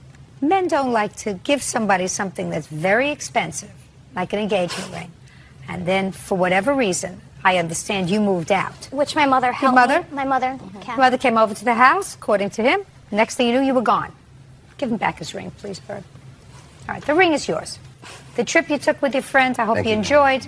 You pay for it. Let's get to the dog. And then I will leave you both in peace, and hopefully you can say, we've had enough. It's over. Move on. Now, when did you purchase Monty? December 22nd, Your Honor. And you were together at the time? We were boyfriend-girlfriend, yes, Your Honor. You were living together? Yes, Your Honor. And you put in $900 according to the papers for the dog? According to him, but I did pay $1,200 cash for the dog. I have. And the how receipt. much did Mr. Height put into the dog? He says... Don't tell me what he says. Nothing. Nothing? He says he put in $300. Is that what you put in? Your Honor, I did. I'd like to see the bill of sale for the dog. This is down in Willington, Connecticut, is where we purchased the dog. This is from an ATM machine showing I'd in like Willington, to see it, please. Connecticut. I took out $300 on the 22nd. And she paid with a check $900 and my $300 in cash. I paid cash, $1,200. Show me where you took it out of a bank, the $1,200. Your Honor, I'm a bartender, and all of my tips are in cash. So if he put in the $300 like he said, there's no question he put in He should have signed the bill of sale. Shoulda, woulda, coulda. There's no question he put in $300. That doesn't necessarily mean it's his dog. What else did you buy for Christmas? The dog was not a Christmas present. I'm just asking you. I'm asking you what you bought her for Christmas. Oh, what I bought her for Christmas? Tickets to a Broadway show in New York in a hotel room. Didn't you go with her? No. You mean she was going to go alone to the hotel, and she was going to go alone to the Broadway show? Well, we broke up. The show was in February, Your Honor. Listen to me. When you got tickets to the Broadway show, I assume you got 2 tickets. Yes, Your Honor. For the 2 of you? Yes, Your Honor. And the plan was for the 2 of you to go to a hotel? Yes, Your Honor. What else did you get for her? The cage for the dog was like $170 I bought her. What else did I get her for Christmas? That's a good question. Oh, I got her tickets for 6 Flags. I bought her a coat, like, I don't know, like $150 coat. What'd she buy you? Well, actually, she bought me Chris Rock tickets down at Mohegan Sun, which she took. She never gave to me. What else did she give me? I can't really remember. She didn't give me as near... Who went to the Broadway show? I didn't go. I don't know if she went. Did you go? No? Okay, listen. Forget the dog. You got your ring back? Yes, Your Honor. Are you a happy person? Yes, I would Perfect. Be happy. Be happy. It's over. You got your ring back. You've held on to the ring 4 years. Yeah, yes, Your Honor. Maybe it's not good luck. No. Did you ever think sell of that? It's over. Finished. Thank you. Goodbye. Catherine Harrison says ex-boyfriend Claude Johnson owes for a trip to Canada and for an assault. Miss Harrison, you and Mr. Johnson had a relationship that is now over. Correct. According to your complaint, some time ago you took a vacation together. You were supposed to split the cost of the vacation, and he still owes you for some of that bill. In addition, after you separated, there was some altercation involving Mr. Johnson, and you claim he assaulted you. You want to be compensated for your pain and suffering as a result of the assault. Mr. Johnson says what was left over from the vacation was a gift, because you said that you would take care of the extra expenses, and that he never assaulted you. As a matter of fact, it was quite the other way around. So, when did this love affair start, and when did it terminate? We had met in February of 2004 while working together, and we had broken up this March. And when was the vacation that you took? In February of 2005. Where were you going? I had purchased Lakers Piston tickets for him for Christmas. So we had went to Detroit, and we had watched the game, and we had agreed before we left, everything would be 50-50. Were you living together at the time? Yes, we were. So we had went to Detroit, and then we had went to Canada for a few days after that. Well, is it the Detroit trip or the Canada trip that he owes you for? It's a combination of all of it. There's actually, the total trip balance was $1,468. Therefore, his half of that would have been $734, which he's paid $354.50 and owes $379.50 as the remainder. So let's take care of that first. Yes? She's not telling the truth. I was told that, we would go to the game. She said she's going to buy me the tickets. I'm like, okay. She's talking about she wants to go to Canada to go gamble. I'm like, I don't have the money to go gamble in Canada. I really don't want to go. She says, well, we'll put it on my credit card. Don't worry about it. It'll be fine. So I'm like, okay, let's go. I agreed to pay her money for the trip to Detroit, at the game and everything. But then, Well, how much was that part of the trip, Mr. Johnson? Well, the tickets were free. She bought them. No. Listen to me. Okay. How much was your half of the trip to Detroit? I really don't know. I paid for the hotel, drinks, food, stuff like that. No, just a second. Okay. Was that all put on her credit card? Well, I gave her the cash. I don't know if she paid with her credit card or whatever. That's on her. Go ahead. Your Honor, I have receipts, credit card statements, and bank statements from all of the money that was spent. Definitely. How much was spent from Detroit? I'm just curious. From Detroit, we've got a charge of $64.59 in the hotel, and then he had bought some drinks at the game itself. That was well, all that's a from Detroit. small amount of money. Is that the only bill from Detroit? That's the only bill from Detroit. That's what I'm saying. But he paid. Just a second. He's paid $354. Just a second. Okay. When I say just a second, that means you have to stop. The only two bills from Detroit were a $65 bill from a hotel and a couple of drinks. Yes. Is that right? I guess, according to her bank statements. I then what did you give her $354 for, sir? I don't recall how much money I gave her. We had other things going on. Like it gets really complicated. I'm going to uncomplicate it. You owe $379.50 for the rest of the vacation you took together. You did go, and if you didn't want to go, you should have said, if you want to go to Canada, go alone. But it was. I'm speaking. Did you go to Canada? Yeah, it was a gift on her. I'm speaking. I just answer my question. Okay. Don't volunteer anything unless I ask you to volunteer, which will be never. Did you go to Canada? Yes, I did. Did you sleep in a hotel? Yes, I did. Did you eat food? Yes. You owe a $379.50. Oh, man. Now let's get to the assault. You broke up in March of 2005, and when do you allege this assault took place? June 13th. Tell me about it. I had went over to the apartment which we previously had shared together to talk about some previous matters that were unhandled. What? It was money for rent that was due after I'd moved out that he had not paid, and then I in turn had to pay. Well, what was your agreement as far as moving out and continuing to pay the rent? The agreement was that he was going to take care of the rent since he did not wish to leave the apartment, which I would have, stayed if he would have left and taken care of everything myself. Okay. Anyhow, he had moved in some roommates as well. So you went over there because you were held responsible for what month's rent? For the month of June, as well as the first 2 months we had lived there were half price, so they violated the lease that we had owed that money to. It was $1,300 that I had to pay. Why did you pay it? Well, I was buying a house, and I could not have that eviction on my credit if it was not paid. Were you evicted from that apartment? No. Did you stay to the end of the lease? No. The lease still isn't up yet. All right. So in June, you went to see him about some money that you thought he owed you. Well, I had went over, and he was actually outside already, so he had just come up to the car. So we were talking through the window. It's not true. She's lying.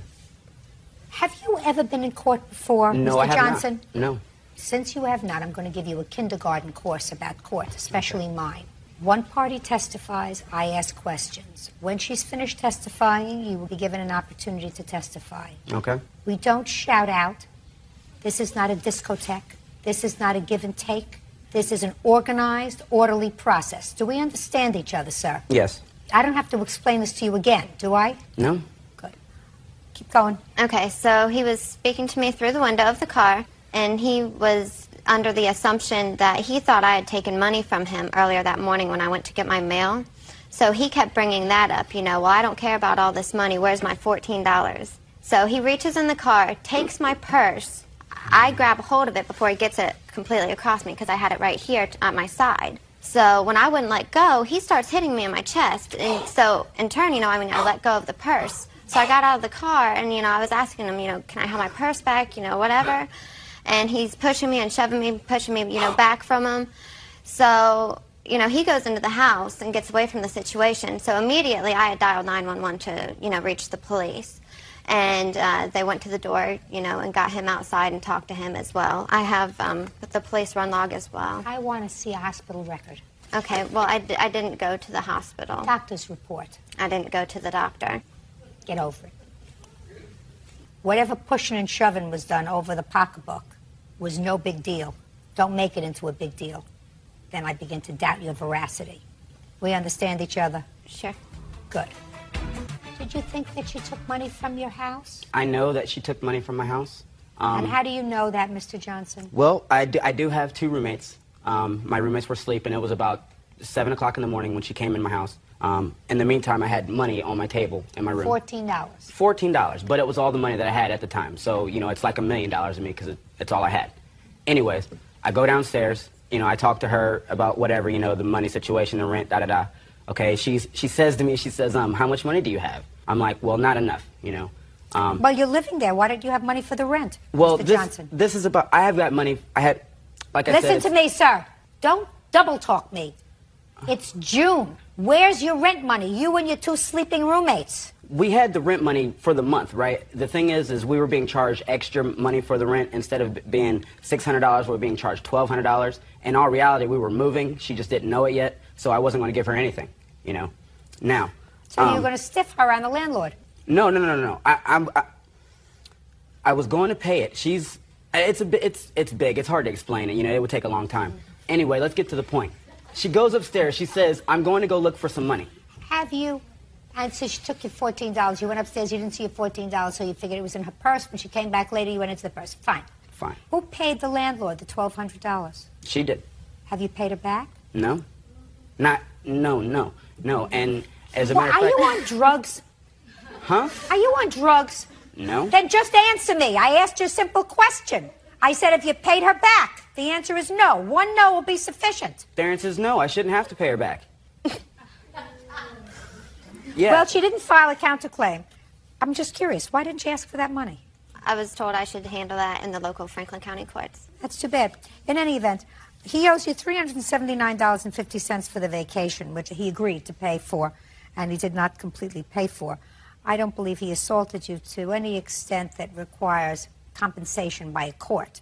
He was angry, but I don't believe he hurt you. Judgment for the plaintiff in the amount of $379.50. And Miss Harrison, let me explain this to you. You should thank your lucky stars that you got out when you did. Yes, thank you. Good, thank you. All right, excuse you may step out. Geraldine Brady says her daughter and son-in-law, Cassie and Cliff Yelvington, falsely accused her of abusing their daughter. The defendants are countersuing for charges filed by Geraldine. Miss Brady, this young lady is your daughter. Yes, ma'am. And this is your husband. Yes, sir. According to your complaint, some time ago, your daughter and her husband had a small baby. That baby was removed from their custody by the state because of abuse, and the baby was placed in your custody. Yes, ma'am. You had her for approximately a year? 20 months, Your Honor. And after 20 months, there was a reunification process, and she was ultimately returned to her parents. Yes, Your Honor. You now have that child and another child. Yes, ma'am. Your complaint is that there came a point where your daughter and son-in-law made some false allegations about you, which required you, because you have a teaching position, to retain an attorney in order to dispute those allegations. And you want them to pay for that attorney and for the emotional distress that you went through from something.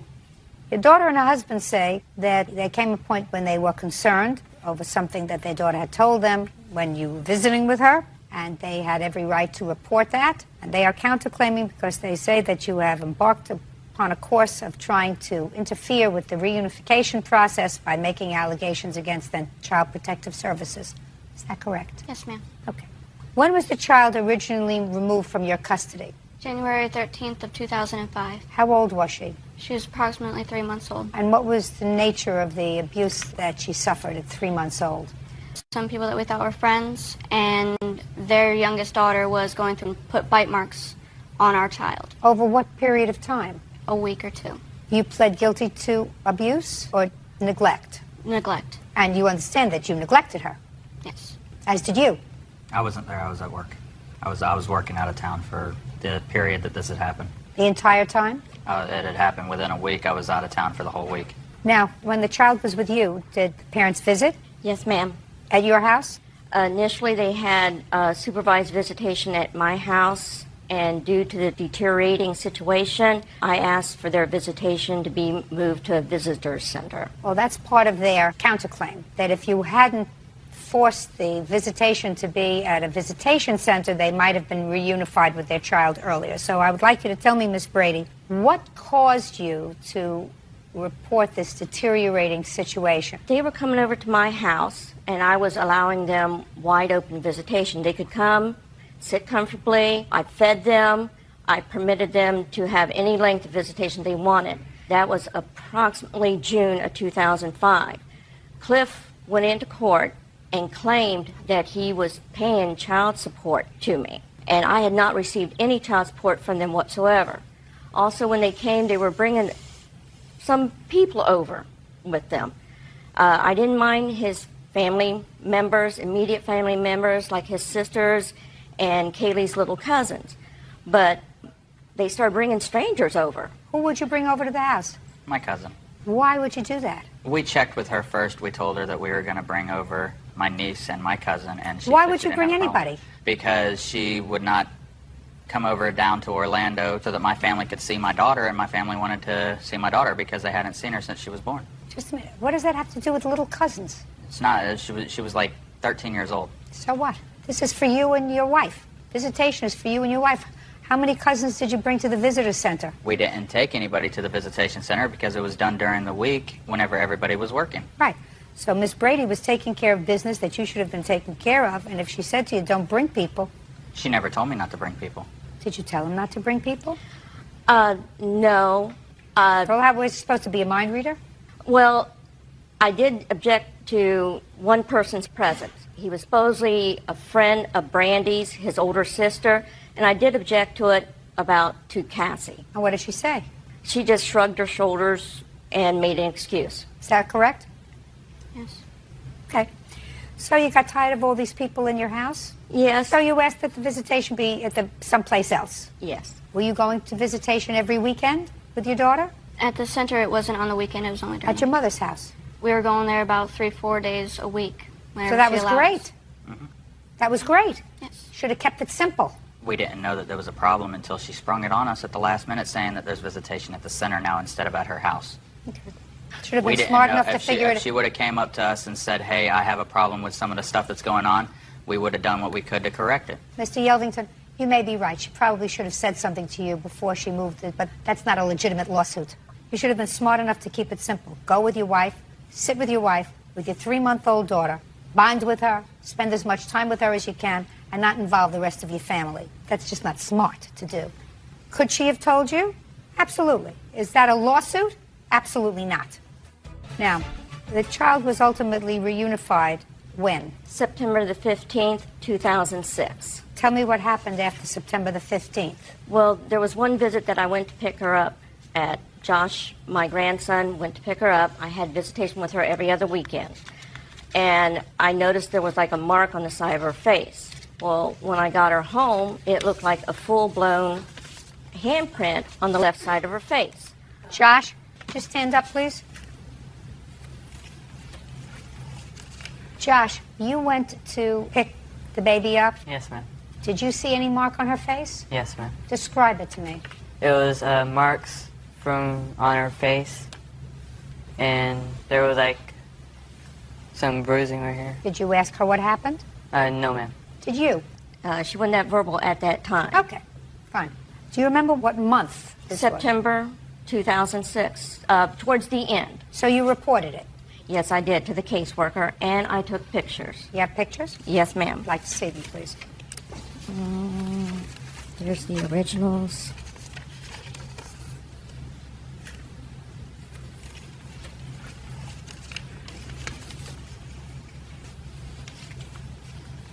Very hard to see any mark. Right. Oh, I see the bruise in the middle of her lip. That I Right. do see. Yeah. That was on a separate occasion. And then in October of 2006, I see a large black and blue mark on her forehead. That's it. Okay. You did the very wise thing and the right thing to notify the caseworker. You understand that, don't you? Yes, I'm trying to recall on what these marks were. Yeah, because we were never notified by the department that there was any marks on her. Or by my well, mother. But you do understand that being a responsible person, knowing the history of this child... Yes, ma'am, but what I'm saying is if there was a allegation made to the department, I think the department would have, at least done an investigation on it. There was no investigation done. Should have done an investigation on it. Yes, ma'am. Whether they did or not is another story. No question about that. Okay, what happened next, Miss Brady? In January of 2007, I had picked up Kaylee from their home, and when I was giving her a shower, I noticed what appeared to be like burn marks, like in a circle on her butt. And I did call DCF. The DCF investigator did tell me, take her to the hospital, have her examined by the hospital. And did you do that? Yes, ma'am. Do you have a report from the hospital? No. Because you're not the parent. Right, and I didn't have custody of her at that time. You have a report from the hospital on this incident? We do not have it. We gave the copy to our caseworker because we were notified of the allegation. And the moment I was notified, I took my daughter down to the hospital, had her examined, and then also told them to call up the sheriff's department and told them I want to do everything by the book because this allegation is ridiculous. Did you get a report when Miss Brady took her to the hospital? Not from the hospital, but I do have the report with the department. I'd like to read it.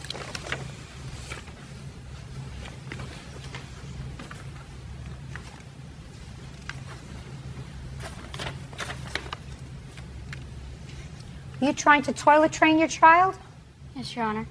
Does your daughter have a psychiatric history? No. After this point, I think she should.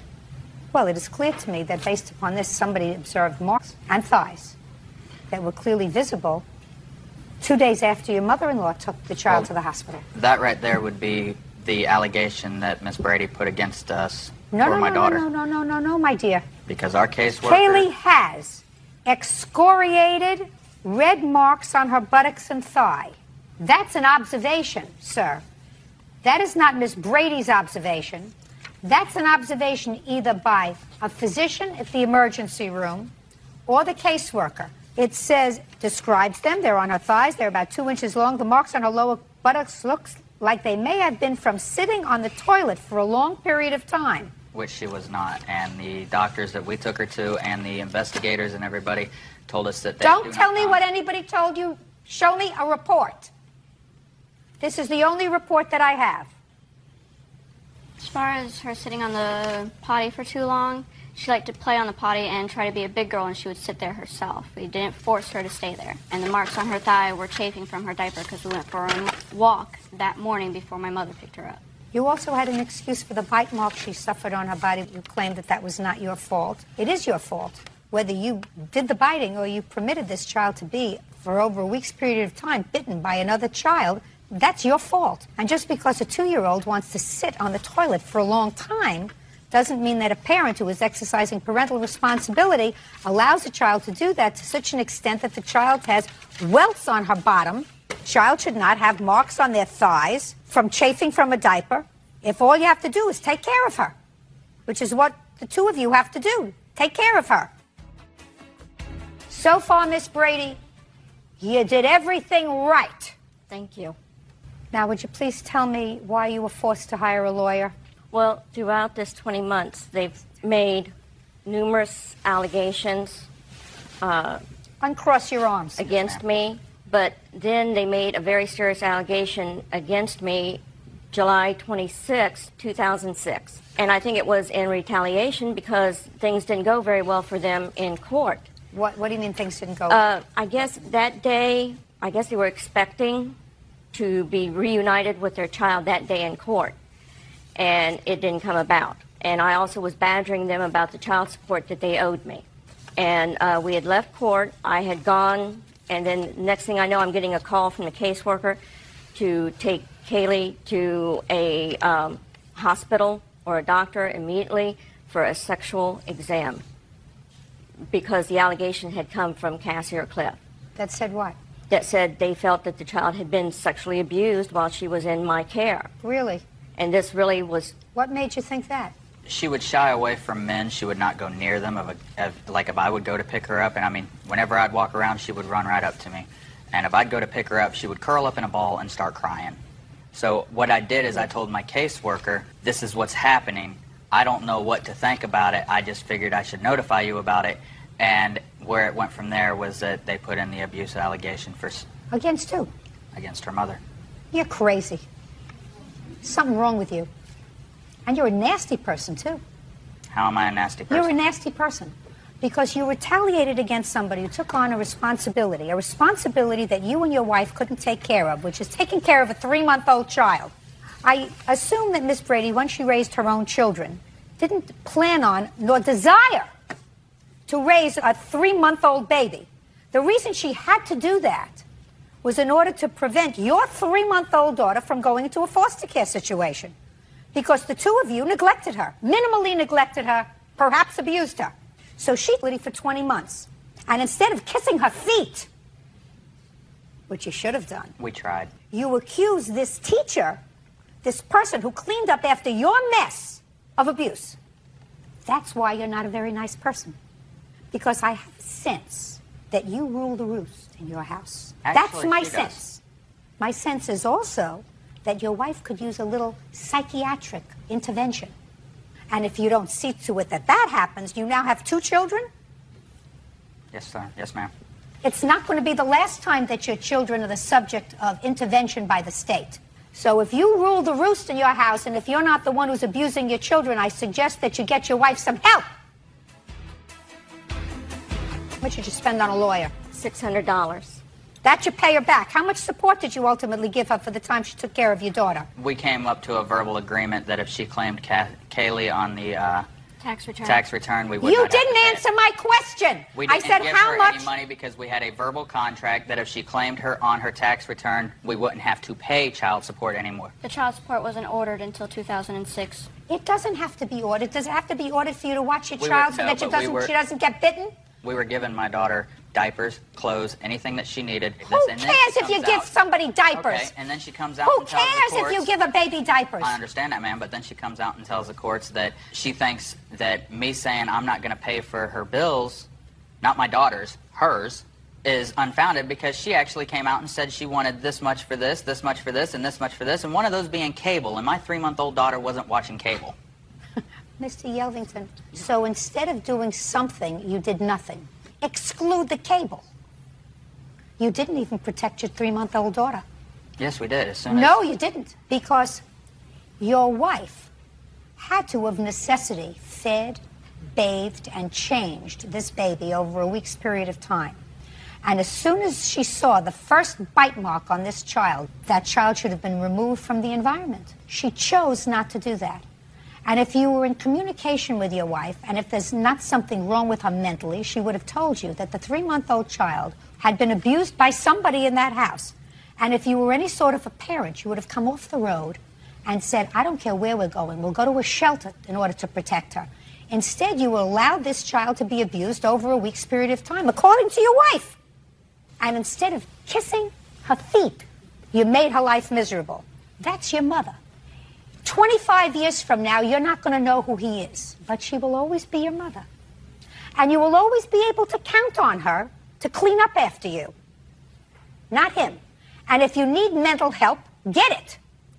Do you understand? Yes, ma'am, but there is one thing. I was not able to notify my husband of the marks because the people that we were staying with would not allow me to use the phone. And I had no Crawl out. Abe Lincoln walked 10 miles to school. If your child is being abused, you leave and go to a shelter. What's wrong with you? Where we lived, there was no shelters nearby. Go to a police station. Where did you live? In the Yukon? Quiet. You go to a shelter. You go to a police station. You go someplace. Or you don't let your daughter out of your sight. Yes, Your Honor. Don't say anything. Okay. You both working now? Yes. Perfect. Your counterclaim for nonsense is dismissed. You're asking for $1,600, which includes infliction of emotional distress, which you've had, and your attorney's fees. Yes, ma'am. Judgment for the plaintiff, that's all. Step out. Thank you. Natalie Holtz claims ex-fiancé Thomas Parrish owes for breaking their lease and for harassing her over the phone. Thomas claims he moved out because of Natalie's constant nagging. Ms. Holtz, it is your claim that Mr. Parrish, who was a boyfriend of yours for a period of time, owes you some money for rent and also for harassing you. Mr. Parrish says that you're actually the one who's bothering him, that he contributed to the rent while he was living at the apartment with you and your children. But when he moved out of the apartment after a disagreement, he stopped paying rent. He's not on the lease. He feels no obligation to pay rent when he's not living there. Okay. When did you move into the apartment with Mr. Parrish? After we got engaged. We got engaged December of 2005. Did he give you a ring? Yes, he did. I have it with me. Okay. And I even went with my mom and bought a wedding dress, and I bought my daughter's dresses. We were going to have a ceremony on the beach. And when did you move in together? Mid-February of 2006. And he went with me to the leasing office. When we went to fill out the forms for the application fee, which was $150, and to transfer within the same complex to a 2-bedroom, that was $500. So you had a 1-bedroom apartment with your 2 children? Correct. Where were you living, sir? I was renting a house in Chesapeake. With his mother. About 35 minutes from where she was living. Okay, so you weren't living together in the 1-bedroom apartment? No. No. I'm looking at him. Sorry. You moved into the 2-bedroom apartment in February of 2006, and the lease was in your name only. Correct, but we had discussed, we had an agreement that we would rent the 2-bedroom together for 1 year to save up money to buy a house for after we got married. And he paid half the rent for 10 months. Right, I gotcha. While he lived there. Right, correct. And he paid the rent faithfully, half of the rent, despite the fact that he's only one person out of 4 living in the apartment, correct? That's correct. Yeah, but they were minors. I don't care if they're minors or not. He's one person out of 4. Correct. Living in the apartment. You get child support for your 2 children? I get for 1 child because he has them half of the month and I have them half the month. So you get child support for 1 child? Correct. How much? $400 a month. Okay. And he paid half of the other expenses on the apartment for the 10 months that he was living there? Yes, he did. He paid half the utilities. Half of everything? Yes, ma'am. All right. Now, what happened when he moved out? He didn't give me any notice. He just... So you must have had a disagreement. We got into a fight. About what? I had asked him to do the dishes, and he was watching TV. Just you put it in a turn. And I waited about 2 hours. He still hadn't done it. So I went ahead and did it. And I got upset with him. I said, thanks a lot for helping me out around the house. You know, you eat on the dishes too. And he said, well, I was going to do it. I didn't know there was a time limit. And he started yelling at me. My youngest daughter was home. He was yelling in front of her. So I'm like, well, I don't want you yelling around her. He said, well, then I won't. And he went, and how are you going? He's like, I'm moving out. He gave me no notice. I said, what do you mean? Are you going to a hotel room? And he's like, no, I'm moving out. I'm not coming back. Miss Holtz, there must have been some clue to you prior to that things weren't going well. We had had a few disagreements, yes, about... So things were not going well? Correct. Well, you don't want your children to be involved with that sort of hostile environment, do you? No, but he had only yelled 1 other time in a year and a half. And well, it wasn't fine. Really that's fine. The occurrence. That's fine. You don't want it to get any worse, do you? You don't want your children in an environment that's not healthy. No, that's why... So that it would be so that it would be a good idea that he left. Yes. I would agree with that. But I thought he was obligated for the last 2 months of the rent. Where are you living now? I just moved to a smaller apartment that I could afford on my own. Just a second. How much rent was this apartment that you moved into together? $1,203 a month. And how much was the rent in the apartment that you had been living in? It was $988. The 1 bedroom, and my new rent is $895. So the difference in rent was $200 a month between the 1 bedroom and the 2 bedroom. Right, but if we wouldn't have gotten engaged, I wouldn't have gotten that apartment. I would have gotten something I could afford on my own. Listen to me. I look at objective things. Objectively, you were paying $1,000 on one, and this is $1,200. And I knew I couldn't afford it if I didn't have a roommate, or if we hadn't gotten engaged. I would have gotten a smaller apartment on my own. And I also have bank checks for the transfer fee and the application fee, which he agreed to pay half of. And I also have harassment. I want like $1,000 for phone harassment. I have phone records of him calling. You mean after, you just said, Ms. Holtz, do you mean to tell me after he moved out, because he said he wanted it over? Correct. He started calling you? You didn't call him? No. Just a second. Just listen to me. You just listen to me. You didn't call him? No, Your Honor. He called you? Yes, and I have tape recording of it, calling me terrible names. You never called me. Just a second. Mr. Parrish. Yes, ma'am.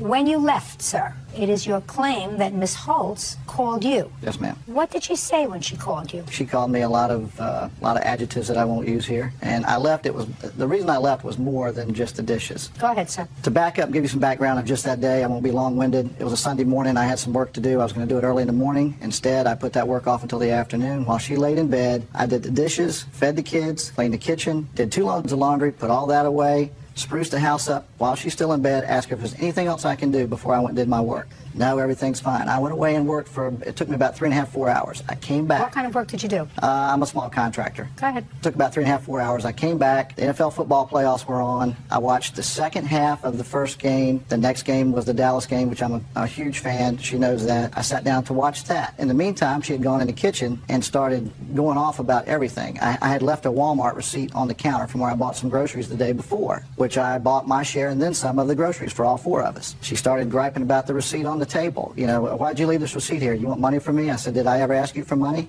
Is this why you left the receipt? She on and on and on. This goes on for over an hour. It's not true, Your Honor. Shh, don't interrupt him. After the conclusion of that, she goes and stands in front of the television, or not directly in front of it, but right beside it, hand on her hip, and says, you've watched one football game, now I expect you're going to sit here and watch another one? And I looked at her and I said, yeah, I'm going to watch another one. You know, I'm a Dallas fan. I'm going to watch the game. And she said something, and that was it. That was the straw that broke the camel's back. I got up. I had some shirts and some clothes in the apartment. She goes, what are you doing? I said, I'm leaving. I've had enough. Your Honor, he never works on Sundays. He hates working on Sundays. He did not go to work. Your Honor, What difference does it make whether because he's lying. It's showing that he lies. I did go to work. Miss Holtz, if something doesn't make sense, it's usually not true. And what doesn't make sense to me is I listened to him only for a couple of minutes, and I've made a judgment, because I'm usually good at making judgments, that he's not a nut. Thank you. You haven't heard this. Oh, I don't think he's a nut. I think maybe he was stretched to the limit, but I don't think he's a nut. And I think when he left, he probably would have left you alone. But you started bugging him because you were angry, just as you are angry right now. You are so angry right now, you can't even contain yourself. I'm just nervous, Your Honor. You're angry. You're still angry. I'm angry at what he called me. Yes, he called me very vulgar and obscene things, and I don't deserve that. I'm going to ask you again to answer my question, and answer it honestly. After he left that day, who called who first? He called me. First? Yes, he called me 27 times. Just a second. So what did he say, Miss Holtz, when he called you after he left? He said that I only think about myself, that I'm a self-centered, and I can't repeat what he called me. And yes, I did call him once. I asked him for my key back. Just a second. My question was, who called who first? He called me first. I have the phone records. You have a phone record that shows all your outgoing calls? Yes, I do, but his is first. Great. Let me take a look at what you have.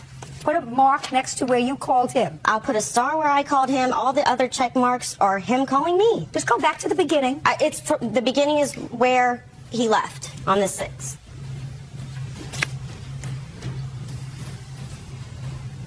What's your phone number, sir? 286.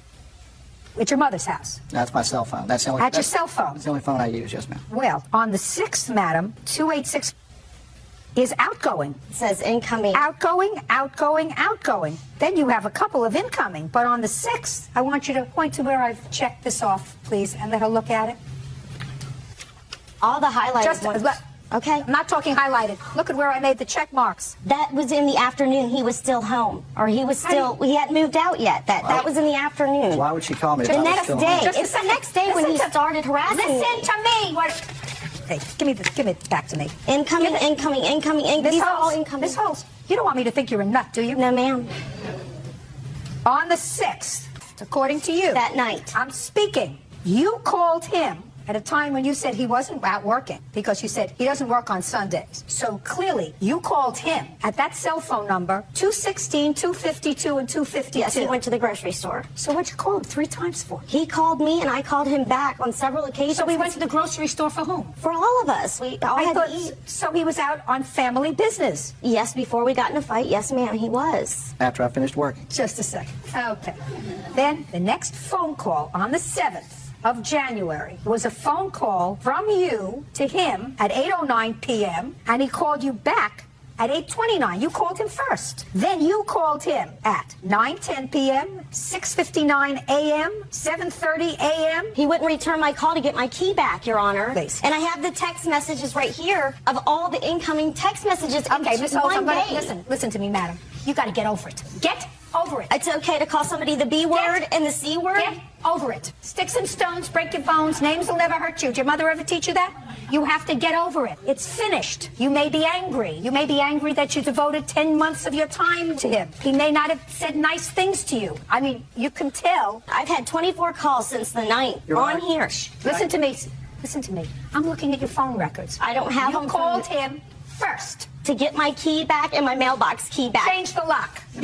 Right, go ahead. I just want to clear up a couple of things. You've done a nice job of clearing up the harassment. First of all, I don't understand her suing me for ever how much she sued me for, $1,200, $1,300, whatever it is. I could understand if she was going to sue me for bigamy.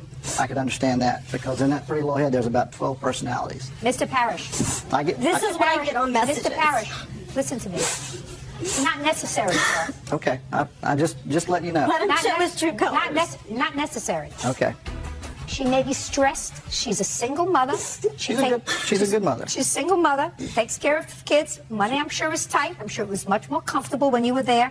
I understand. Much less stressful financially when you were there. You're not there anymore. Life she anticipated is over. But I don't think that you're responsible for any rent when you weren't living there. I think that you took care of more than your fair share of the bills when you lived there in a family that was really not yours. You left. The responsibility is hers. She was angry. And these phone records do not support harassment on your part, sir. I mean, common sense dictates that if you left, you would have been just as happy to be left alone. Period. But very hard when you are stressed to deal with that kind of change. I get it. But you're not entitled to any money back. The case is dismissed. Hello guys, how are you? I hope so you are fine guys. Guys, apna guys. And how are you? Alhamdulillah, fine. And how are you? Fine, guys. Guys, I hope so. Welcome to my first video. Sorry. Welcome to my another video. Guys, I am from Pakistan. Where are you from? Which country do you belong? Guys, what is your age?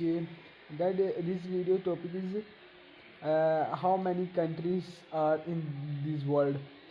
There are 206 countries in this world, and some countries are not registered, but 206 countries are registered, and the biggest there are 57 Islamic countries and other some Christians, some Ishayat, some Tarbu, some Guys, what you doing? Guys, next question is, we are a fan of Khadi number 804 Imran Khan Zindabad, guys. Guys, we are from Pakistan, and we want to meet you in Lahore, guys. Tomorrow I will come in Lahore, so guys, let's a big meetup. Are you fine, guys? Okay. My friend is waiting for me, guys, and I hope so you all are enjoying this video, guys. The problem is that I have no enough time for everyone. I just want to big meetup in shopping mall or Emporium mall, guys. Just I want to say that like, subscribe and share, and thanks for watching, guys. And share this video with your friends and family members and all the members. Just subscribe me, and thank you, guys. Love you, guys. Love you too, guys. Mwah, guys. Allah Hafiz, guys.